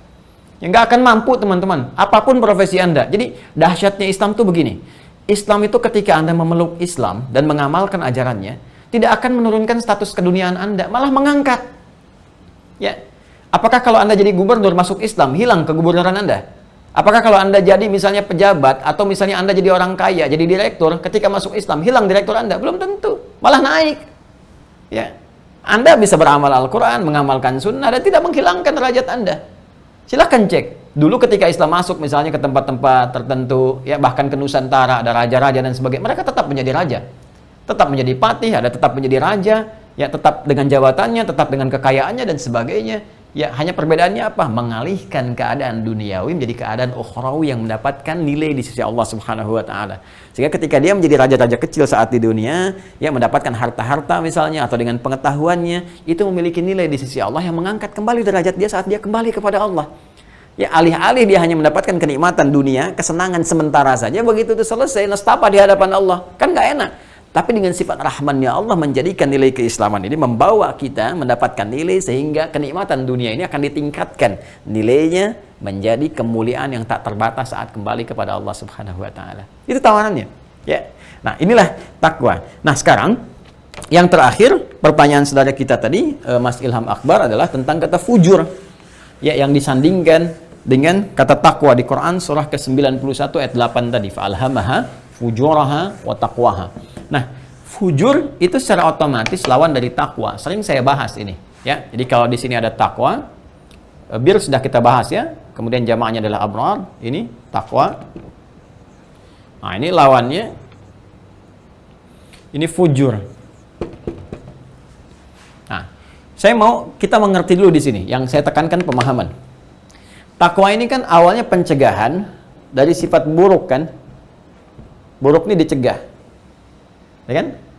Sedangkan semua makhluk tuh baik yang bernyawa ataupun tidak, yang sifat bentuknya atau keadaan secara paling singkatnya yang diciptakan oleh Allah. Jadi semua ciptaan Allah disebut makhluk. Ya, semua ciptaan Allah disebut apa? Makhluk. Ya, kita yang bernyawa, ya, kemudian termasuk hewan, termasuk misalnya tumbuhan, termasuk nanti sifat, ya, termasuk keadaan siang malam, ya, ada gelap, ada terang dan seterusnya. Termasuk sifat baik, buruk dan seterusnya. Nah, semua makhluk yang diciptakan oleh Allah itu sifatnya dicipta dengan berpasangan. Ingat ya, nanti dalilnya Quran surah ke-51 Adz-Dzariyat ayat 49. Wa min kulli syai'in khalaqna zawjaini la'allakum tadhakkarun. Dan segala, kata Allah, segala hal yang diciptakan oleh Allah Subhanahu wa taala, kami ciptakan, kata Allah, dengan berpasangan supaya engkau sadar bahwa hanya Allah yang tidak punya pasangan. Nah, jadi sifat Khalik, sang pencipta, mesti beda dengan makhluk. Ya, kalau sama, maka setiap makhluk berpeluang jadi Tuhan. Maka itu ditolak, logika itu. Sangat logis kan? Sangat logis. Ya kan? Kalau ada Tuhan, dipertuhankan, berarti mesti lebih hebat dibanding kita. Mesti berbeda dengan makhluk, dengan manusia. Maka tidak boleh ada satu pun sifat Tuhan itu dimiliki oleh makhluk. Ya, tidak boleh. Sama tidak boleh. Ya, dimiliki tidak boleh, apalagi. Jadi mesti mutlak berbeda. Harus sama sekali beda, 100% berbeda. Jadi kalau ada kesamaan, mesti dipertanyakan. Karena itu hanya ada dalam Al-Quran statement tegas yang mengatakan laisa kamitslihi syai'. Ya, tidak ada satu pun yang menyerupai Allah Subhanahu wa taala, apalagi sama. Nah, itu indah ya, ini penegasan dari Al-Quran dan hanya ditemukan dalam Al-Quran. Ya, ini menunjukkan ada firman yang benar di sini. Karena itu, kalau ada sifat-sifat kemudian ketuhanan, itu mutlak melekat kepada Tuhan, tak mungkin kemudian hamba memilikinya. Mesti beda. Jadi singkatnya, bahasa sederhananya, mesti beda antara sifat Allah, Khalik, Tuhan, dengan makhluk. Jadi kalau makhluknya berpasangan, Allah nggak boleh pasangan. Kalau makhluknya punya anak, Allah nggak boleh punya anak. Makanya nggak bisa Tuhan punya anak atau diperanakan. Karena beda antara manusia dengan Tuhan. Mesti berbeda sifatnya. Kalau manusia lemah, Tuhan mesti lebih kuat. Untuk apa kita pertuhankan kalau sama dengan kita? Untuk apa kita pertuhankan kalau lebih lemah dibandingkan dengan kita? Ya kan? Karena itu sifat Tuhan laisa kamitslihi syai'. Nah, Allah menegaskan di sini, semua yang aku ciptakan berpasangan supaya engkau sadar bahwa cuma aku yang tidak punya pasangan dan mengerti, oh inilah Tuhan yang sesungguhnya. Jadi kalau kita mau mencari Tuhan yang paling hak, Tuhan yang paling benar, cari yang tidak punya pasangan, cari yang tidak berserikat, karena manusia butuh serikat, Tuhan nggak punya serikat. Gitu kan? Makanya Allah katakan qul huwallahu ahad. Ini puncak dari asma'illahil a'zam. Qul huwallahu ahad. Ya Allahu samad, lam yalid wa lam yulad wa lam yakul lahu kufuwan ahad. Katakan hanya Allah, Tuhan yang hak itu Tuhan yang tunggal. Ya kan? Kemudian itu yang bisa menjadi pusat untuk bergantung, bermohon, berharap. Dia tidak beranak, apalagi diperanakan, dan tidak punya sekutu. Ya, kalau sekutu artinya dia lemah, butuh yang lain, butuh teman, butuh diskusi, butuh pendapat dan sebagainya. Tapi ini Tuhan yang hak, dia mengatur segalanya. Mohon maaf masuk ke bab akidah ya, karena ini ada kaitan dengan apa yang kita bahas sekarang. Nah, karena Allah ciptakan segala makhluk itu berlawanan, termasuk sama, buruk pun punya lawannya baik. Ya kan? Baik. Nah, konsekuensinya apa? Lawan ini, teman-teman sekalian, ini konsekuensinya akan saling menaikkan atau menurunkan. Jadi kalau saya, sederhananya gini, nggak akan bertemu di satu sifat yang sama. Pasti kalau yang lain naik, yang lain turun. Yang satu naik, lain turun. Contoh gini, siang dan malam. Kalau siang datang, malam kan nggak ada. Ya, kalau malam datang, siang nggak ada. Mustahil misalnya, siang dan malam jadi satu. Nah, itu dunia berakhir. Jelas ya? Baik. Jadi kalau malam datang, siang hilang, ya? Kemudian siang datang, malam hilang. Yulijul laila fin nahar wa yulijun nahara fil lail, kan? Wa huwa alimun bidzatis sudur. Itu kan Quran surah ke-57 ayat yang ke-6, gitu kan? Nah, pun demikian, laki-laki, perempuan, ada laki-laki ada perempuan. Bisa kelihatan bedanya. Jadi nggak bisa saat yang bersamaan jadi laki-laki dan perempuan. Ya. Nama kamu siapa? Nia. Siapa? Nia. Siapa? Nia. Siapa? Nia. Nama lengkap? Kurniadi. Nggak bisa. Ya Anda kalau Nia ya Nia aja. Kalau Kurniadi ya Kurniadi aja. Jadi laki-laki fisiknya pasti kelihatan. Ini laki-laki, ini perempuan. Ini pasti nampak. Ya, jadi jelas kelihatannya. Ini Suneo, Suneo aja gitu kan. Susan ya Susan gitu. Antara Suneo dengan Susan akan kelihatan bedanya. Ya. Nah, karena itu teman-teman sekalian, kembali ke sini, kalau kita kembalikan ke sini, ketika yang satu naik, yang lain akan turun. Sama persis. Takwa fungsinya mencegah yang buruk datang. Jadi kalau yang buruknya nggak ada, yang baiknya akan naik.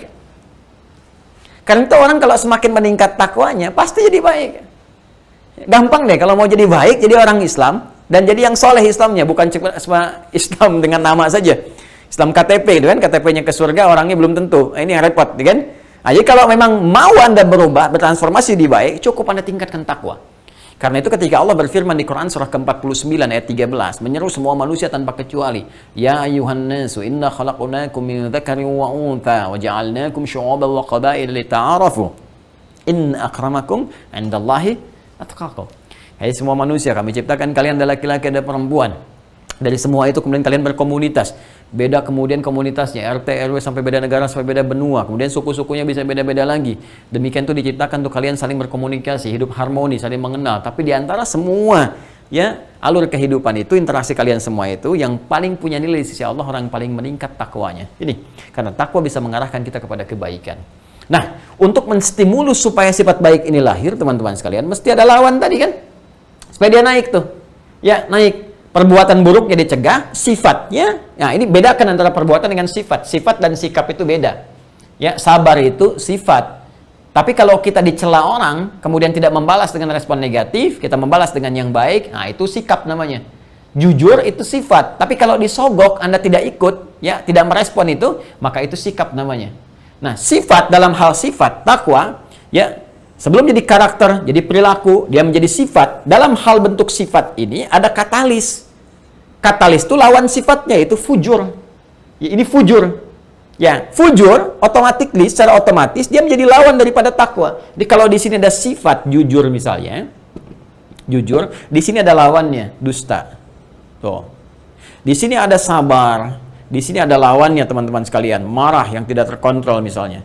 Di sini ada dermawan, ya.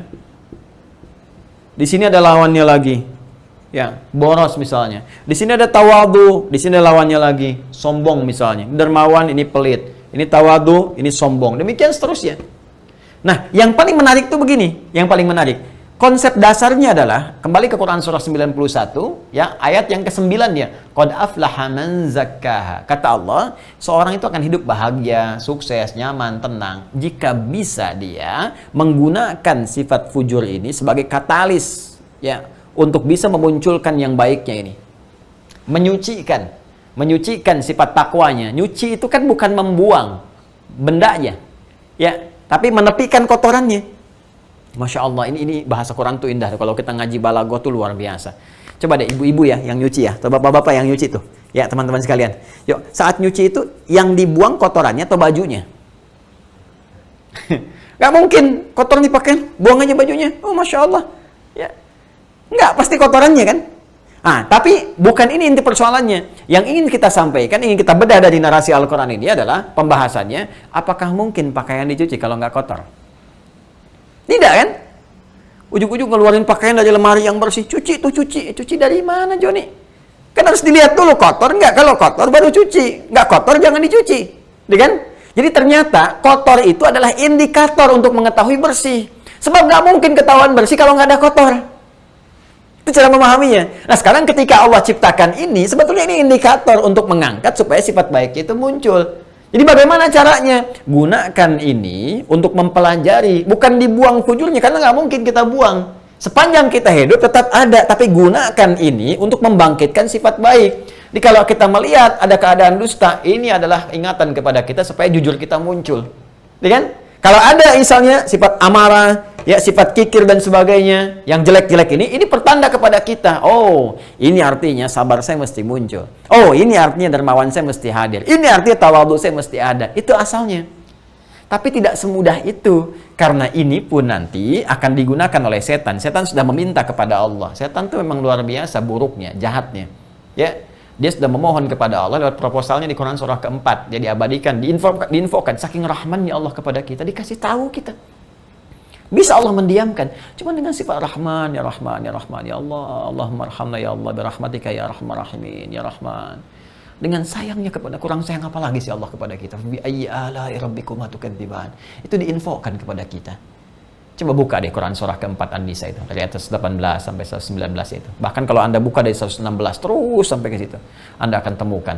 La'anahullah la'attakhidanna min ibadika nasiban mafruḍa wa la'udillannahum wa la'umanniyannahum. Itu kan?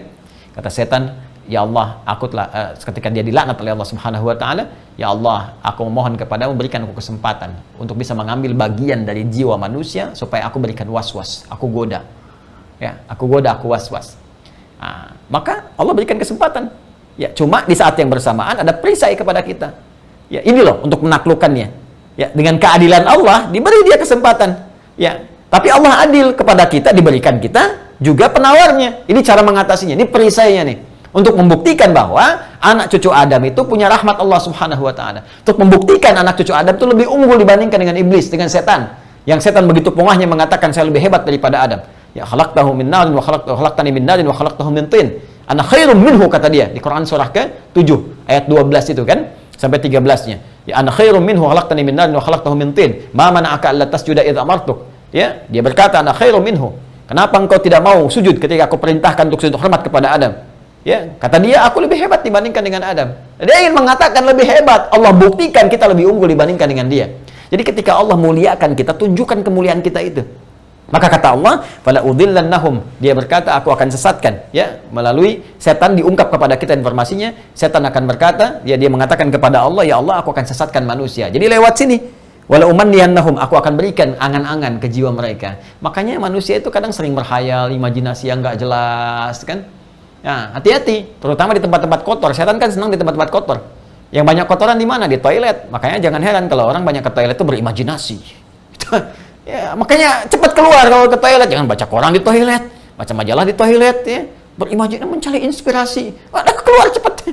Ya, kerjakan, cari tempat-tempat yang baik. Nah, karena itu teman-teman sekalian, dia masuk ke sini nih, ke jiwa fujur ini. Setan menggoda ini. Setan disebutkan 88 kali dalam Al-Qur'an. Dan Allah dengan rahmannya, Masya Allah, mengirimkan malaikat juga untuk membantu kita untuk mengatasi godaan setan. Malaikat masuk ke sini untuk mengkantar godaan-godaan setan, was-was setan. Ya, malaikat disebutkan 88 kali dalam Al-Quran. Jadi setiap setan memberikan was-was, malaikat pun kemudian mengkantar, mengarahkan kita pada kebaikan. Silakan cek kalau nggak percaya. Kalau adzan berkumandang kan ada bisikan di jiwa takwa kita. Sudah sholat, sudah adzan, siap-siap. Ya, setelah itu datang was-was setan. Baru adzan belum qomat. Datang lagi bisikan malaikat. Hei, baru adzan juga kalau kamu wafat bagaimana? Terus, ya bergulat kita di situ supaya kita bisa memilih jalan yang terbaik. Nah, tempat ini tadi ada di nafas. Quran surah ke-91 ayat 7-nya kan?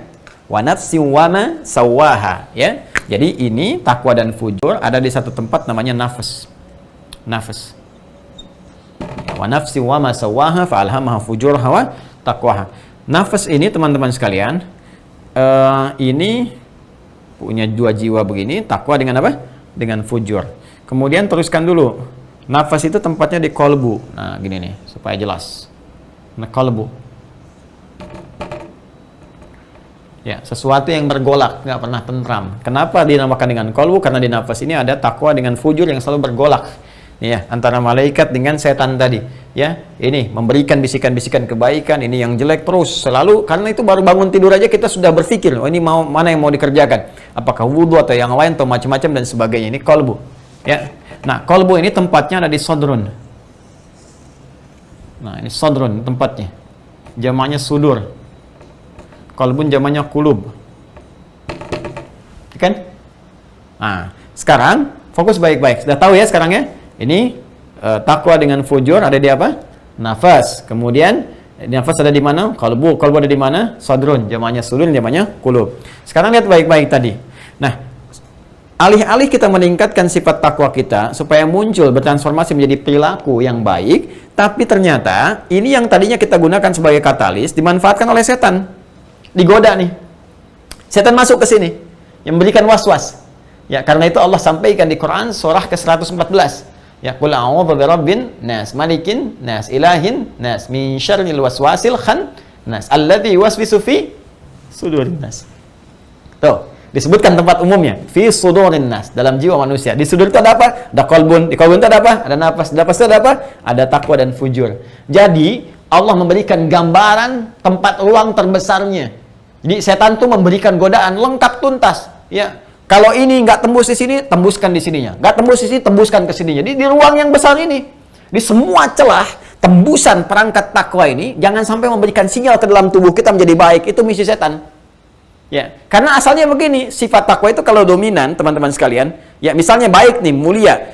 Kan segala yang kita respon dengan anggota tubuh kita ini, pusat informasi, baik pandangan, ya dari penglihatan kita, pendengaran, ya dari pendengaran kita ini, sam'a, wal basar wal fuad, akal kita yang mencerna. Jadi setiap kita melihat sesuatu jadi informasi nih. Ya, jadi data. Data akan diserap, ditembuskan ke dalam apa? Ke dalam jiwa menjadi informasi. Nanti kemudian diproses jadi knowledge, jadi pengetahuan, sepersekian detik jadi respon, diperintahkan langsung. Jadi kalau ini yang dominan dari nafas kita, jadi sebetulnya bukan akal kita yang perintahkan, dari jiwa kita, roh kita. Ya, ini kolbu kita, nafas kita, takwa kita yang paling utama. Jadi ini yang menembuskan otomatis ke akal pikiran kita. Langsung respon, tek. Maka otak kita merespon, langsung memberikan tindakan. Bicara, bicara. Kata ini, kata ini. Kerjakan, kerjakan. Melangkah, melangkah. Sepersekian detik. Kuasa Allah Subhanahu wa Ta'ala. Ya. Jadi kalau ini yang dominan, maka ini akan merespon. Pandang dengan baik. Pandang. Palingkan, palingkan. Nah, tapi persoalannya, kalau ini yang dimanfaatkan oleh setan, cenderung diikuti. Dimanfaatkan oleh setan nih. Bisikan, bisikan. Dibuat ini. Searah begini, sesudur. Supaya kalau yang ini lolos, di sini dibisikin. Lolos ke sini, terus sampai ke bagian tubuh kita. Karena itu, dari sini teman-teman sekalian, dari sejak nafas ini, kalau ini terkuasai oleh setan, maka ini akan memerintahkan respon-respon negatif. Nah. Perintah, amrun. Terus memerintahkan disebut ammar. Ya, terus memerintahkan dari sifat-sifat menjadi sebuah karakteristik, jadi perbuatan disebut ammarah. Ammarah. Karena ini sifatnya jadi muannats, innan nafsa la ammaratum bisu. Quran surah ke-12 ayat 53. Ya, wa ma ubarji'u nafsi innan nafsa. Kita nggak bisa menyatakan diri kita suci sepenuhnya sebagai seorang manusia karena di dalamnya ada nafsu. Dalam nafsu itu ada apa? Selain takwa ada fujur. Maka diambil konteks keumumannya. Ini setan memanfaatkan sifat fujur ini yang ada di nafs. Maka kita kenal dengan nafsu. Innan nafsa. Kalau nggak dikelola jadi nggak benar, maka nafasnya, nafsunya ini ammar, la ammaratun, akan cenderung memerintahkan bisu, kepada yang buruk. Apa yang menyebabkan jadi buruk itu? Setan di sini. Ya. Karena itu godaan ini mesti kita tekan. Makanya kita ada istilah menekan nafsu. Yang dimaksud tekan nafsu ini yang fujurnya ini. Bagaimana cara menekannya? Ya, kerjakan amal soleh, tinggalkan maksiat, sehingga fungsi fujur ini kembali ke asal, memancarkan cahaya-cahaya baik untuk menjadi katalis pada jiwa takwa kita supaya naik. Nah, ini kalau Anda secara singkat bertanya tadi, apa bedanya birrun, abrar dengan takwa dengan fujur, kita bisa katakan kalau birrun itu transformasi seseorang dengan menanggalkan yang jelek sehingga menjadi baik, kan? Takwa adalah proses untuk bisa mencegah perbuatan buruk supaya tidak datang kepada kita, cegah langsung supaya terjaga dalam kebaikan selalu. Sedangkan fujur adalah katalis untuk meningkatkan sifat takwanya tadi sehingga cepat muncul ke permukaan dengan catatan bisa menaklukkan godaan-godaan setan yang memengaruhi atau memberikan was-was dengan cara berlindung kepada Allah Subhanahu wa Ta'ala dengan mengerjakan zikir-zikir dan amal soleh. Ya, karena itu zikir dalam Al-Quran bentuknya ibadah. Salat zikir, Quran surah ke-20 ayat ke-14, doa zikir, Quran surah ke-7 ayat 205, ya, kalimat thayyibah itu zikir, Quran surah ke-4 An-Nisa ayat 103 dan seterusnya. Zikir. Jadi dengan zikir kita, maka keadaan hati akan dijamin oleh Allah tenang. Yang tadinya bergolak jadi tenang. Itu yang dimaksud Quran surah 13 ayat ke-28. Ala bidzikrillahi tatmainnul qulub. Itu yang dimaksudkan. Tapi kalau kita menjauh dari zikir, ya, takwa mulai lemah suaranya, ini mulai kuat sinyalnya, maka hati kita akan penuh dengan penyakit, karena setan membawa penyakit. Ya, penyakit yang menyerang kepada nafas, menyerang juga kepada qalbun. Ya, jamaknya qulub. Penyakit yang menyerang kepada qalbun disebut dengan maradun. Maka Quran surah ke-2 Al-Baqarah ayat 10, fi qulubihim marad, fazadahumullahu marada. Nah, ini kurang lebih saudaraku, saudara Ilham Akbar. Nah, jadi kesimpulannya tadi sudah saya sampaikan. Bisa aja sebetulnya dijawab dengan singkat, cuma butuh waktu 5 menit barangkali untuk mengatakan, atau kurang daripada itu. Tapi kalau kita nggak gali seperti ini, kita nggak mengerti ini arahnya kemana. Bahkan kaitan-kaitan dengan amal solehnya, peningkatannya, caranya, kehusyuannya, apa pengaruh dalam kehidupan. Jadi kalau kita mengerti seperti ini, kenapa kita diperintahkan sholat, ternyata hikmahnya supaya kita bahagia, supaya kita jadi baik, gitu kan. Makanya Nabi itu tegas mengatakan, anak baru tumbuh itu, ya, baru tumbuh tumbang, namanya fase tumbang, tumbuh berkembang. Ya kan, usia 7 tahun, kemudian mulai sholatnya diarahkan dengan baik, 10 tahun mulai ditegaskan kembali. Kenapa? Di antara rahasianya apa? Supaya anak tumbuh jadi baik. Kalau sholatnya sudah benar, pasti jadi anak baik di kemudian hari. Jadi pemuda baik, gitu kan? Ya, jadi suami yang baik, ayah yang baik, istri yang baik, ibu yang baik, kakek nenek yang baik, puncaknya hamba yang baik. Iya, ada hikmah. Kalau orang paham dengan sholat itu hatinya damai, tenang, bebas dari masalah, bahagia, sukses dalam kehidupan, pasti akan diburu. Tapi karena sebagian tidak mendalami ini, cuma menjadikan sebagai formalitas saja, akhirnya kadang-kadang dijadikan oleh Allah sebagai was-was, ya, maaf, oleh setan, dijadikan oleh setan sebagai was-was. Alih-alih mendapatkan hukum Allah untuk memberikan kedamaian, kebahagiaan, kesuksesan pada kita, maka dimanfaatkan oleh setan untuk memberikan was-was. Akhirnya apa? Setan memberikan was-was beban. Akhirnya ketika datang azan jadi beban, sholat jadi beban, baca Quran jadi beban. Kenapa? Karena kita tidak memahami hikmah di balik ini semua. Ya, coba deh, ketika Anda mendengar azan itu, kalau sudah sampai ke kata hayya 'alas shalah dan tahu itu hikmahnya, cepat tuh kita respon. Apalagi sudah tegas dengan kalimat setelahnya, hayya 'alal falah. Itu jaminan. Tidak ada jaminan paling tinggi kecuali dari Allah Subhanahu wa taala. Ketika Allah lewat suara muadzin memerintahkan untuk mengatakan hayya 'alal falah, dengan salat tuh kamu akan bahagia, tenang, sukses. Ya, coba cek kalau nggak percaya, sedang punya masalah, ambil wudhu, ya, terus menghadap kiblat, salat, baru takbir dan nangis. Dengan keluar air mata itu beban kehidupan sudah semakin menurun kan? Turun, hilang, menipis. Walaupun solusi belum datang, tapi hati sudah lebih lapang. Sehingga dengan kelapangan itu, masalah menjadi kecil. Kalau kecil seakan tidak ada. Itu hikmahnya. Ya, Allah Ta'ala alam bis-shawab. Jika ada kebenaran dari Allah, jika ada kesalahan, itu mutlak dari saya. Ya, silahkan ditinggalkan dan ambil pendapat yang lebih baik sesuai dengan keterangan yang disampaikan oleh Allah dalam Al-Quran dan juga ditegaskan oleh Rasulullah SAW dalam hadis-hadis beliau dan sunnahnya. Baik, kita coba lihat di Instagram teman-teman sekalian. Dari akun apa ini? YSV, mungkin Yusuf ya, Yusuf Al-Fatah. Baik, Assalamualaikum. Waalaikumsalam warahmatullahi wabarakatuh. Ustaz, izin bertanya. Baik. Ibu saya saat ini sedang dirawat di salah satu rumah sakit swasta di Bekasi. Baik, saya bermohon pada Allah Subhanahu wa taala, semoga Allah memberikan kesembuhan yang terbaik kepada ibunda Anda dan kepada siapapun yang sakit pada saat ini, dan semoga diberikan hikmah di balik penyakit itu sehingga lebih mendekatkan diri kita kepada Allah Subhanahu wa taala dan memberikan ampunan-ampunan dari dosa-dosa yang pernah dikerjakan dan kemuliaan-kemuliaan terbaik, dan semoga kita disertakan dengan segala kemuliaan-kemuliaan tadi disebutkan. Baik, kita lihat kondisi ibu saya bed rest menggunakan popok serta kateter. Pertanyaannya, bolehkah istinja menggunakan tisu basah? Karena selama ini dibersihkan perawat menggunakan tisu basah. Yang kedua, saat waktu sholat tiba, ibu saya sholat tapi selang kateter masih ada urin. Sahkah sholat kondisi seperti itu? Minta solusinya Ustaz dan juga doa agar Allah segera angkat penyakitnya. Yang terakhir sudah saya sampaikan, semoga Allah meridhai Anda. Tisu basah itu tidak menghilangkan najis, ya, tapi bisa memindahkan najis ke satu tempat ke tempat yang lain. Karena itu istinja itu harus menggunakan benda yang kering. Ya, benda apa? Yang kering. Benda yang kering, kemudian yang kedua, dia tidak punya harga, ya, artinya bukan benda-benda yang punya nilai harga. Misalnya istinja pakai logam mulia, itu nggak bisa dipakai itu gitu ya. kemudian juga bukan benda-benda yang bernajis gitu ya, sehingga menyebarkan kembali najisnya. Nah, menggunakan benda yang basah itu dalam fikih tidak dianjurkan. Ya, kenapa? Karena bisa memindahkan najis ke tempat satu ke tempat yang lainnya. Karena itu istinya menggunakan benda yang kering. Para ulama sepakat di era kekinian bahwa tisu bisa digunakan untuk menjadi salah satu wasilah atau perangkat istinja.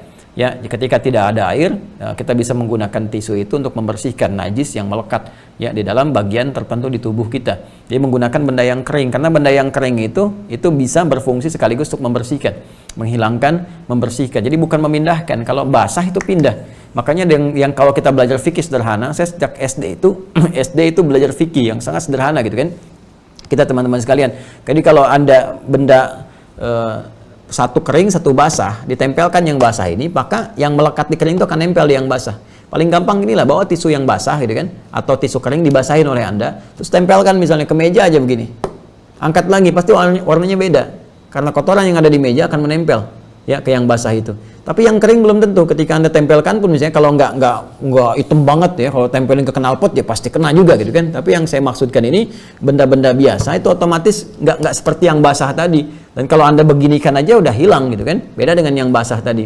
Makanya kalau ada misalnya hewan pun dia basah dalam keadaan misalnya najis kayak anjing atau yang hewan lainnya, dalam keadaan yang basah dia ada di tempat kering pasti meninggalkan najis di situ. Ya, tapi kalau dia kering, tempatnya kering, belum tentu bisa meninggalkan najis di tempat yang dimaksudkan. Karena itu dalam konsep istinja ini, kalau mau gunakan tisunya yang kering, bukan tisu yang basah. Kecuali kalau untuk ngelap dulu misalnya, ya kan? Ngelap, setelah itu pakai yang kering, nah, itu nggak apa-apa. Nah, jadi Anda misalnya lap dulu nih, ya supaya kan ada bagian kotoran misalnya, kalau nggak pakai yang basah dulu itu, misalnya dia nggak terurai gitu kan, Anda boleh gunakan. Ya, termasuk ketika Anda bersihkan misalnya di toilet atau apa, sedang ke Eropa, nggak ada air tertentu dan sebagainya, Anda boleh gunakan dulu itu, ya, misalnya basahi sedikit, ya, kalau nggak ada perangkat untuk menggunakan air secara langsung, untuk kemudian mengurai itu sehingga lebih lunak, misalnya, kemudian bisa Anda bersihkan dulu, ya, kan itu tidak otomatis langsung hilang semua, karena menyebar, kalau pakai yang itu kan menyebar nih, begini, yang basah itu, jadi setelah itu lap pakai yang kering. Nah, istinja ini kalau Anda mau lakukan itu yang kering yang digunakan, bukan yang basahnya. Ya, yang kering yang digunakan bukan yang basahnya. Nah, dalam konteks untuk bayi misalnya bagaimana? Bayi kan belum ada beban, dia bukan baligh. Ya, kalau bayi kan belum ada beban untuk menunaikan ibadah. Jadi bisa aja Anda usap dengan tisu basah misalnya, ya, Anda lap kembali, ya setelah itu Anda keringkan dengan yang keringnya, tempel-tempel begini misalnya kan, atau dilap-lap karena kulitnya masih sedikit halus. Ya, kembali jawaban yang paling singkatnya, tidak diperkenankan menggunakan yang basah karena itu tidak menghilangkan najis, tapi hanya sekedar untuk memindahkan saja. Kecuali kalau mau dilap dulu, baru setelah itu Anda gunakan yang keringnya untuk membersihkan. Itu sah untuk dilakukan. Kemudian bagaimana status sholatnya teman-teman sekalian? Anda jangan samakan orang-orang yang diberikan rukhsah oleh Allah Subhanahu wa taala melalui lisan Nabi sallallahu alaihi wasallam dengan orang-orang dengan kondisi biasa. Ya, jangankan orang sakit, orang sehat saja antara mukim dengan safar itu beda. Safar tertentu punya rukhsah, yang tadinya 4 rakaat zuhur bisa 2 rakaat, kemudian dikosor gitu kan. Nah, sama persis apalagi orang sakit. Makanya hadis Nabi tegas mengatakan, idza maridal 'abdu aw safar kutiba lahu mithla ma kana 'alaihi muqiman sahihan. Apabila seseorang punya uzur dalam keadaan sakit sehingga punya hukum berbeda, maka dihukumi dengan hukumnya itu. Dan pahalanya tetap mendapatkan yang sama. Ya, seperti orang yang sehat, yang biasa, sepanjang rutinitas sebelum sakit dia kerjakan seperti itu. Ya, misalnya Anda dalam keadaan sering puasa sunnah gitu kan, sholat sunnah dan seterusnya. Anda sakit nih, nggak bisa sholat sunnah bangun malam misalnya, dipaksakan susah, puasa sekarang nggak boleh dulu karena harus minum obat. Itu tetap Anda mendapatkan pahala dari kebiasaan Anda mengerjakan puasa sunnah saat sehat. Makanya Masya Allah pahala itu kalau kita dulang dengan cara yang benar itu bagus. Nah, yang seperti ini dalam kondisi demikian, pakai popok, misalnya pakai kateter, jangan dihukumi sama dengan kondisi biasa. Jadi caranya bagaimana ketika tiba waktu sholat, tetap dia berwudu dalam keadaan yang baik, dengan keadaan wudunya itu, maka dalam keadaan dia sudah berwudu, dia dianggap suci. Ya, ada kasus walaupun misalnya seseorang sudah banyak beser nih, nggak menentu nih sifatnya, besernya bisa tiba kapan saja. Nah, caranya bagaimana? Ketika sudah tiba waktunya sholat, dia berwudu, maka ketika dia wudu untuk sholat, dia dianggap suci. Sekalipun saat dia sedang menunaikan ibadahnya, misalnya keluar ya dengan besernya itu bukan yang dikehendaki disengaja tiba, sesuatu yang mengalir dengan sendirinya di luar kontrol kita, maka dihukumi suci pada saat itu. Ya, nanti setelah dia selesai zikir, dia bersihkan kembali. Ya, tiba bersihkan lagi. Walaupun dalam kondisi tadi, dalam kondisi yang terbatas sifatnya dan dalam kondisi yang sifatnya uzur. Ya, uzur pun sifatnya ma'zur dalam agama, itu sesuatu yang dimaafkan. Ya, dan intinya kita berdoa kepada Allah Subhanahu wa taala membantu saudara kita semoga segera diberikan kemudahan, kelancaran, kesembuhan dan beribadah seperti sedia kala. Dan terus berbakti kepada ibunda Anda karena ini peluang bagaimana membahagiakan ibu seperti ibu merawat Anda sejak kecil. Ya, saat sakit, saat dalam keadaan Anda gelisah dan sebagainya. Dan sekali lagi agama itu mudah walaupun tidak untuk dimudah-mudahkan. Tinggal belajar ilmunya, dengan ilmu itu insya Allah segala situasi itu ada solusinya. Cuma dalam Islam. Silahkan cek. Cuma dalam Islam, nggak bisa berdiri, bisa duduk, nggak bisa duduk, bisa berbaring. Berbaring sulit, bisa bergerak, ya, atau berkedip dan sebagainya. Pada ibadah-ibadah tertentu, itu yang sifatnya ditekankan untuk kebaikan kita seperti sholat, ada solusi. Ya, bahkan kalau kita belum mampu dalam ibadah-ibadah yang lain selain sholat, karena sholat pun di setiap kondisi ada caranya. Ya, kalau ibadah lain tidak, itu bisa dimaafkan dengan tidak mengerjakan kalau belum ada kemampuan. Zakat belum mampu, nggak ada kewajiban zakat. Ya, puasa nggak mampu, sama sekali diganti dengan fidyah. Haji nggak mampu, nggak berlaku. Tapi kita diminta kepada kita untuk menunaikan spirit-spirit haji, berbuat baik, dengan meninggalkan perbuatan maksiat dan sebagainya, sehingga pribadi kita mendapatkan mabrur di sisi Allah Subhanahu wa taala lewat amalan-amalan kita. Tapi sholat menariknya nggak ada istilah nggak mampu, karena setiap kondisi kita itu diberikan solusi syariatnya, termasuk dalam kondisi tadi. Ya, jadi kalau mau bersuci gunakan tisu yang kering, ya, yang basah untuk mengelap, untuk melunakkan, kering pakai yang kering untuk membersihkannya. Dan dalam keadaan sholat menggunakan perangkat tadi, sah Anda menggunakan sepanjang tadi sudah dibersihkan, kemudian setelah itu berwudu dan Anda dalam keadaan demikian tunaikan sholat kepada Allah, dan semoga Allah Subhanahu wa taala menerima amalan kita berdasarkan ikhtiar yang kita kerjakan. Ya. Wallahu taala alam bissawab. Kembali ke YouTube, kita coba 5 menit lagi ya, kita sempurnakan. Dari Mas Rian Wahyu, 46 menit yang lalu. Bismillahirrahmanirrahim. Assalamualaikum Ustaz. Waalaikumsalam warahmatullahi wabarakatuh. Semoga Allah muliakan Anda dan memberikan kemuliaan yang sama kepada kita semua. Bagaimana cara menghilangkan was-was ketika kita sholat? Ya, hilangkan aja. Jangan was-was. Cara menghilangkan was-was, jangan marah. Cara menghilangkan marah, jangan marah. Cara menghilangkan was-was, jangan was-was. Cara menghilangkan marah, jangan marah. Sebentar ya. Soalnya setiap saya ambil wudhu sampai selesai sholat selalu datang bisikan-bisikan yang aneh-aneh Ustaz. Makasih Ustaz. Oh, berarti bukan saat sholat saja, saat wudhu, dari sejak wudhu. Nah, ini setannya nih. Nanti kapan-kapan kita ngaji ya, fikih setan. Nah, kan menarik kan, fikih setan ya, memahami. Fikih itu kan memahami tentang setan. Ya, kalau kita tahu jalan bagus saja, nggak tahu di mana jebakannya, ya, di mana durinya, di mana lubangnya, kemungkinan bisa terpeleset. Ya, sama juga. Kalau kita hanya menghitung mengenal malaikat dan sebagainya bagus, tapi kalau nggak tahu setan, nggak tahu strateginya, gimana kita bisa menghindarinya, perangkap-perangkapnya, jeratan-jeratannya? Ya, mungkin bisa lebih berbahaya daripada jebakan Batman, gitu kan? Nah, ini yang mesti kita waspada, itu ya, waspadalah. Jadi teman-teman sekalian, ini makanya di Quran tuh banyak sekali keterangan yang menyampaikan pada kita perangkap-perangkap setan. Ya, khutuwati syaitan, ini loh perangkap-perangkap setan nih. Ini khutwahnya, ini caranya, begini, ya Allah tuh Rahman sekali lagi. Ya, mesti tahu kita. Nah, di antara pembahasan tentang setan itu ada memang tugas-tugas spesifik dia. Ya, dari jaringan iblis ini. Ya, jaringan iblis. Jaringan iblis laknatullah. Ya, disingkat, silakan singkat sendiri.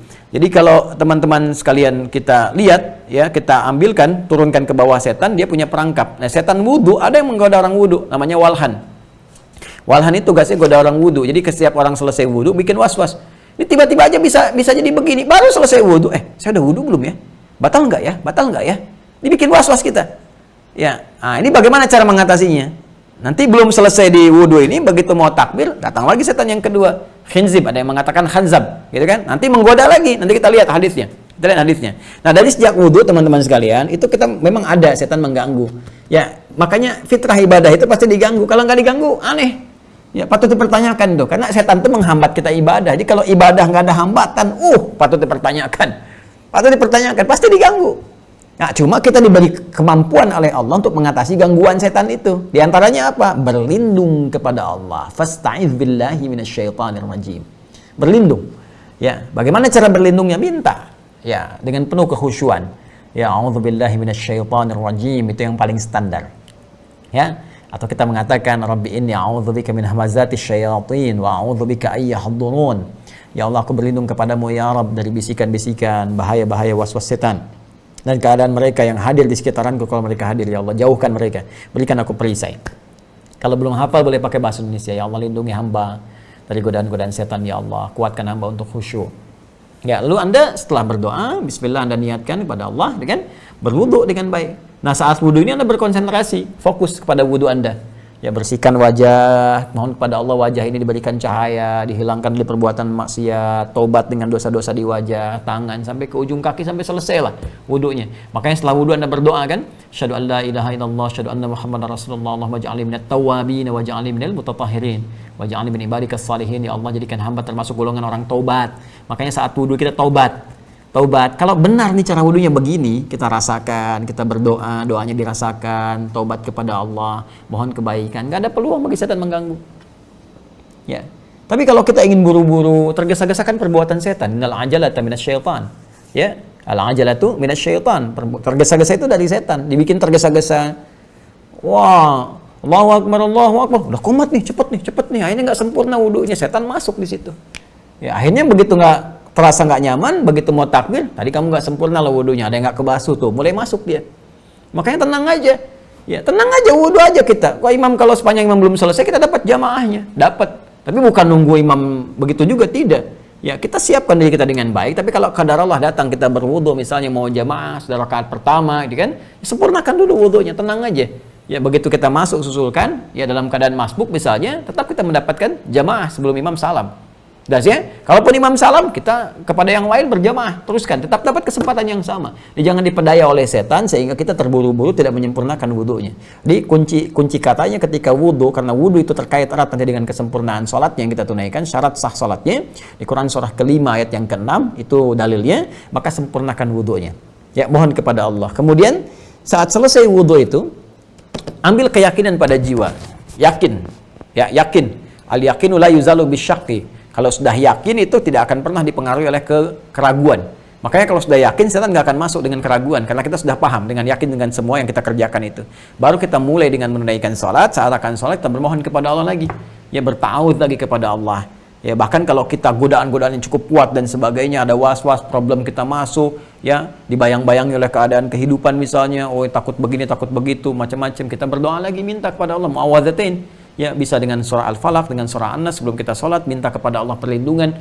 Ya, kalau keadaan biasa saja langsung saja bismillah kita bertakbir. Tapi kalau godaannya begitu kuat, kita beristi'adzah. Ya, setelah itu kita minta perlindungan kepada Allah, ayat-ayat perlindungan, baru kemudian kita bersiap menunaikan sholat, berniat kita bertakbir. Ya kan? Ya.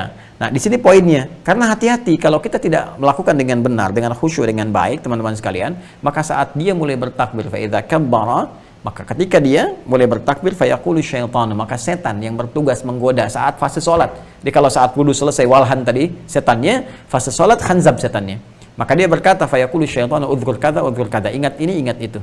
Ya, maka jangan heran, kalau sebelum sholat kita bisa seakan fokus, tapi saat mulai takbir semua diingat. Bahkan yang tidak ingin kita ingat masuk. Nggak percaya silahkan cek, masuk. Ya, nanti kalau Anda sholat ya, materi saya sekarang pun tiba-tiba akan muncul. Ingat kata Ustadz Adi, itu setan bisa membuat Anda lalai. Itu setan Joni yang lagi menggoda Anda tuh. Bukan materi saya. Ya, itu tiba-tiba tuh bisa datang begitu saja. Maka apa yang harus kita lakukan? Yang harus kita lakukan berusaha untuk khusyuk. Bagaimana caranya khusyuk? Dibahaslah kemudian langsung oleh Allah disampaikan. Di ayat ke-46 di surah Al-Baqarah. Surah kedua ayat ke-46. Alladzina yadhunnuna annahum mulaqu rabbihim wa annahum ilaihi raji'un. Jadi untuk khusyuk itu persiapan dimulai sebelum sholat. Rasakan kita akan menghadap Allah. Dan bayangkan boleh jadi ini sholat yang terakhir yang kita kerjakan. Sholat itu memenuhi panggilan. Allah panggil kita. Dipanggil Allah itu artinya apa? Puncaknya kita kembali kepada Allah. Makanya di ujungnya ditutup dengan kalimat ilaihi raji'un. Ya, alladzina yadhunnuna annahum mulaqu rabbihim wa annahum ilaihi raji'un. Kan kalimat apalagi ini udah menjelang malam nih. Kalau udah kalimat raji'un kita mengerti, pulang kan? Ya, dipanggil Allah itu pulang kembali kepada Allah. Sekarang setiap hari 5 kali diingatkan kita dipanggil Allah, dan mungkin itu panggilan terakhir. Makanya kata Allah langsung dalam Al-Quran, Allah firmankan, alladzina yadhunnuna annahum mulaqu rabbihim. Setiap akan sholat rasakan kita akan menghadap Allah, dan ini mungkin panggilan pulang kita. Betapa indah saat pulang lewat sujud, sedang taat kepada Allah, insya Allah husnul khatimah, gitu kan? Nah, maka kalau keadaan kita merasa sudah seperti itu, kita siapkan baju yang paling halal, yang paling baik, kondisi hatinya bagus, siap. Lantas kemudian kita belajar. Ya, sebelumnya kita siapkan bacaan-bacaan itu kita pahami dulu. Itu yang dimaksud Quran surah ke-29 Al-Ankabut ayat ke-45. Sebelum sholat tilawahi dulu tuh bacaan-bacaan, gerakan-gerakan sholat. Utlu itu perintah dari kata tilawah. Baca, pahami. Di takbir pahami dulu, bacaan takbir itu maknanya apa. bacaan ruku maknanya apa, sampai ke sujud, sampai ke salam, pelan-pelan. Nah, dengan pemahaman itu ketika lisan berkata Allahu Akbar, pikiran kita menerjemahkan Allah Maha Besar. Hati kita meresapi, ya Allah, Engkau yang Maha Besar. Aku bertobat, selalu merasa besar dalam kehidupan, sombong kepada kawan-kawan, merasa yang lebih hebat dibandingkan yang lain, angkuh terhadap kawan-kawan dan tetangga sekitaran. Itu hadir di jiwa kita. Sehingga dengan itu kita rasakan, nah nggak ada tempat bagi setan mempermainkan kita. Kenapa? Karena pikiran kita sudah menerjemahkan apa yang sudah kita bacakan lewat lisan. Setan nggak punya tempat di pikiran kita. Ya, pikiran nggak terganggu lagi, fokus menerjemahkan, hati meresapi, nggak bisa was-was ke dalam hati kita. Ya, karena itu setelah kita mengatakan, ya Allah saya taubat dari keburukan-keburukan, kita berkata, Allahumma ba'id baini wa baina khataaya. Ya Allah, saya mengaku banyak salah, banyak dosa, ya Allah. Maka aku mohon di kesempatan ini agar Engkau mengampuni dosa-dosaku dan jauhkan aku dari dosa-dosaku seperti Engkau jauhkan timur dengan barat yang tidak pernah bertemu. Aku nggak ingin ketemu lagi dengan dosaku ya di akhirat, saat semua ditampakkan. Ya, wa may ya'mal mithqala dzarratin syarran yarah. Saat keburukan ditampakkan, nampak, aku mau lihat, ya Allah, seperti Engkau jauhkan timur dan barat yang tidak pernah nampak, tidak pernah bertemu. Ya, jauhkan pula aku dengan dosa-dosaku, ya Allah, dengan kesalahanku. Allahumma naqqini minal khataaya kama yunqqa ath-thawbul abyadu minad danas. Allahumma ighsilhu bil ma'i wath thalji wal barad, ya Allah. Kalau memang terlampau pekat, bersihkan, ya Allah.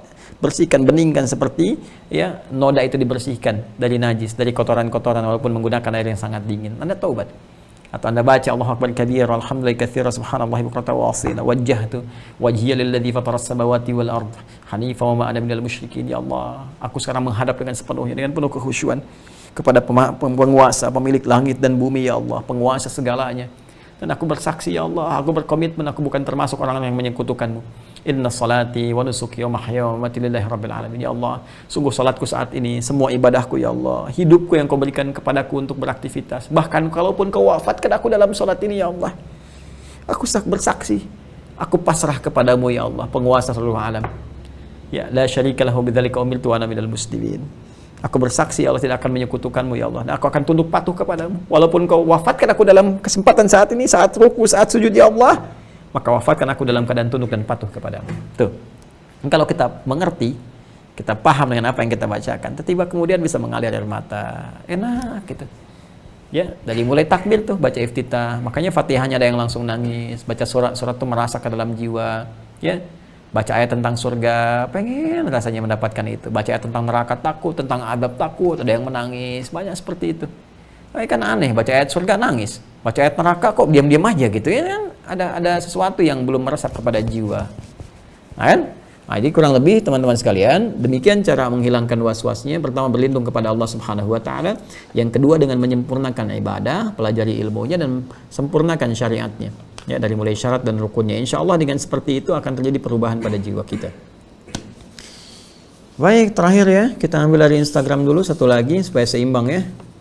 Dari akun Khadam. Assalamualaikum Pak Ustadz. Waalaikumsalam warahmatullahi wabarakatuh. Saya Irfan Khadam, mahasiswa. Masya Allah, semoga Allah lancarkan pelajaran Anda, memberikan hikmah dan ilmu yang baik kepada Anda, berguna bagi agama setelah Anda selesai belajar, bagi bangsa, bagi negara, dan bagi masyarakat. Dan semoga Allah menyertakan kami dalam kemuliaan yang Anda dapatkan. Ustadz, izin bertanya Ustadz, apa itu salat intizar Ustadz? Dan benarkah tidak ada salat qabliyah Jumat dan digantikan dengan salat intizar? Syukran Ustadz Adi, semoga Allah muliakan Ustadz. Semoga Allah muliakan kepada Anda melebihi apa yang Allah berikan kepada saya. Intizar itu, dari kata intazar yantazir intizaran, artinya menunggu. Ya, salat intizar itu salat yang dilakukan untuk menunggu khatib naik ke atas mimbar. Jadi sebelum khatib naik, ya silahkan Anda bisa tunaikan salat, ya tidak ada batas rakaatnya. Ya, sepanjang dia belum naik aja, sebelum khatib belum naik ke atas mimbar, ya untuk memulai khutbahnya. Anda datang jam 11, silahkan mau isi dengan salat, ya terus 2 rakaat lagi, 2 rakaat lagi, 2 rakaat lagi, atau dengan kalimat thayyibah, atau sambil baca Al-Quran, baca surat Al-Kahf, ya, baca salawat kepada Nabi, silahkan sampai menunggu khatib naik ke atas mimbar. Dan khatib belum naik ke atas mimbar, artinya belum tuh bahasa Arabnya apa? Bahasa Arabnya qabla. Kalau kita tunaikan dengan ibadah, maka jadi mudhaf ilaih diganti dengan sifat jadi qabliyah. Jadi kalau ada yang mengartikan salat qabliyah sebelum Jumat dengan pemahaman tadi, sebelum naik ke atas mimbar, jadi setelah adzan, biasanya adzan yang pertama gitu kan. Adzan yang seperti di Mekah, di Madinah ada adzan pertama untuk menunggu orang. Di Mekah kalau tawafnya sudah selesai, kalau dulu kan 2 kali itu karena kondisinya belum terdengar kepada sebagian yang lain. Ya, kalau sekarang kondisinya nunggu orang-orang untuk dikondisikan dulu dalam tawaf dan sebagainya. Kalau di Masjid Nabawi, nunggu karena keutamaannya banyak, sudah 1000 keutamaan, kan, saat ditunaikan. Nah, terlepas dari itu semua, artinya memberi kesempatan kepada orang lain untuk bersiap menunaikan Jumat sebelum khatib naik ke atas mimbarnya. Nah, maka ada di Madzhab Syafi'iyah, di antara pemahaman Syafi'iyah, kan qabliyah bisa dikerjakan. Kita pun kalau mau katakan intidhar itu adalah termasuk dari qabliyah, artinya sebelum khatibnya naik ke atas mimbar untuk berkhutbah. Ya, kemudian kalau ada di adzan yang pertama misalnya, yang sebelum khatib naik ke atas mimbar ya. Biasanya kalau di Mekah di Madinah itu sebelum tiba waktunya. Jadi kalau misalnya zuhur jam 12, ya waktu Jumat jam 12, itu jam 12 kurang seperempat dia adzan dulu untuk mengingatkan kepada yang lain. Baru di situ kemudian orang-orang mulai datang, ada yang sholat, ada yang zikir dan sebagainya. Di kita ini kadang-kadang pas masuk gitu ya, masuk waktu sholatnya adzan yang pertama. Nggak apa-apa, nggak disebut salah juga, karena ini kan pengingat untuk siap-siap sepanjang khatib belum naik, karena khutbah Jumat itu dimulai saat khatibnya naik. Jadi kalau ada setelah adzan pertama orang sholat, itu sah dilakukan. Ya, ada yang kalau disebut qobliyah boleh, karena qobla imam, sebelum imam atau khatib naik ke atas mimbar. Kalau disebut intidhar juga boleh, Anda mau kerjakan berapa rakaat karena khatib belum naik ke atas mimbar. Ini hanya pemahaman saja sebetulnya teman-teman sekalian, ya. Hanya pemahaman. Tapi perbedaan spesifiknya, intidhar itu dilakukan tidak harus menunggu adzan. Yang penting khatib belum naik. Mau adzan pertama sudah dilangsungkan, sudah belum, ketika dia masuk masjid, dia sholat aja terus. Ya, terus sholat sampai sebelum khatib naik ke atas mimbar. Kalau yang qabliyah tadi biasanya spesifik praktikalnya dipahami setelah adzan pertama, kemudian sholat 2 rakaat ya sebelum khatib naik ke atas mimbarnya. Jadi sama-sama saja prakteknya menunggu khatib naik ke atas mimbar. Jadi kalau ada yang mengatakan nggak ada qabliyah, adanya intidhar, ya udah, nggak ada intidhar, adanya qabliyah, ya sama saja prakteknya itu kan. Artinya sholat sebelum khatib naik ke atas mimbar. Dan jangan dibentur-benturkan ya. Kalau ada pemahaman-pemahaman ya silahkan. Pada hakikatnya kan sama saja begitu. Ya, sebelum khatib naik ke atas mimbar, pada hakikatnya kan demikian. Ya, jadi jangan sampai nanti ini video ini disandingkan dengan video ini, saling bantah-bantahan, padahal ustaznya nggak begitu gitu ya. Dan bertakwalah kepada Allah Subhanahu wa taala. Jadi demikian saudaraku, semoga Allah berikan kekuatan pada kita untuk menyiapkan ibadah Jumat esok hari insyaallah. Semoga Allah berikan kesempatan kita. Ya, bila ada bagian dari ajal kita untuk menjalaninya, maka kita siapkan. Jangan lupa potong kuku ya, sunnah-sunnahnya. Ya, di Jumat sejak malam ini sudah mulai baca Al-Kahf ya, perbanyak salawat kepada Nabi sallallahu alaihi wasallam. Besok pagi di hari Jumatnya kita sempurnakan lagi, siapkan pakaiannya, siapkan rencana doa-doa spesifiknya ya, dan siapkan pula amal-amal kebaikan yang bisa kita maksimalkan di hari Jumat. Untuk sementara baru ini yang kita bisa bahas, 2 dari YouTube, 2 dari Instagram. Ada beberapa yang memang belum kita uraikan. Semoga Allah berikan kesempatan untuk mengurai kembali di waktu-waktu yang lain sehingga bisa lebih mendapatkan peluang kita untuk berdiskusi. Teman-teman sekalian, mohon izin menyampaikan beberapa informasi sebelum kita tutup. Bahwa yang pertama, saya menyampaikan informasi di pekan yang lalu bahwa insya Allah pekan depan kita akan umumkan untuk satu momen penyatuan ta'lim. Rupanya saya cek perangkatnya belum sepenuhnya siap. Mohon izin, mohon waktu, mungkin dari beberapa hari, mudah-mudahan nggak sampai sepekan ya. Kalau sampai sepekan berarti Kamis yang akan datang baru saya bisa umumkan kembali. Jadi ada rencana penyatuan dari materi-materi ta'lim sehingga utuh gitu kan. Dari utuh ini jadi butuh perangkat ya, dari satu perangkat ini nanti kita bisa satukan, teman-teman nanti bisa masuk lewat sebuah sistem, di situ belajar. Ya, belajar tetap online seperti ini, dalam online tapi lebih teratur sifatnya, di akidah gitu kan, sholat-sholat dan sebagainya. Ya, berikan kesempatan pada kami untuk menyiapkan dengan sempurna dulu, baru kemudian saya sampaikan.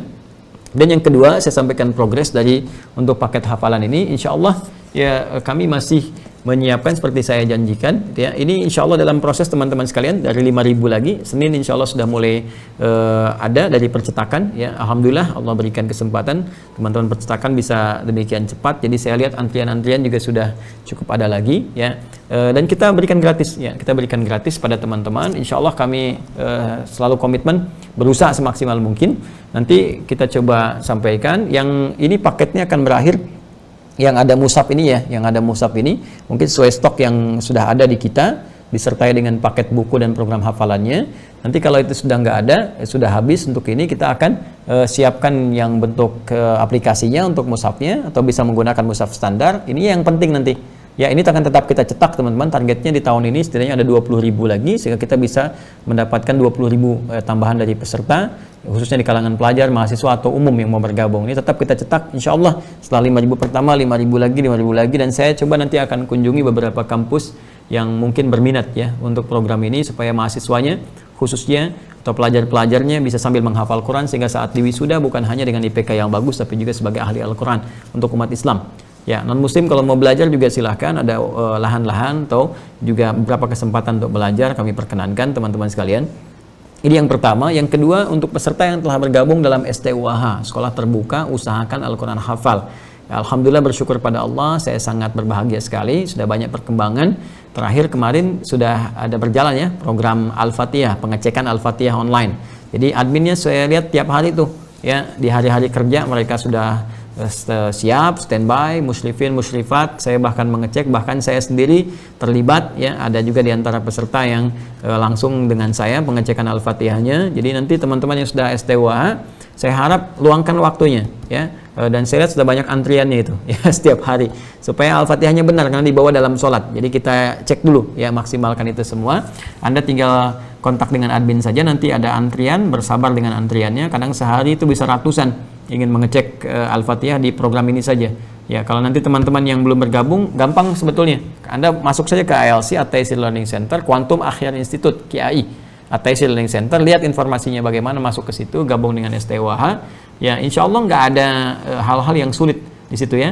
Bahkan Anda akan menerima paket gratis, Anda cuman kirim biaya ongkirnya saja dan seterusnya, dan bisa dimaksimalkan dan mudah-mudahan jadi tabungan akhirat yang baik ya.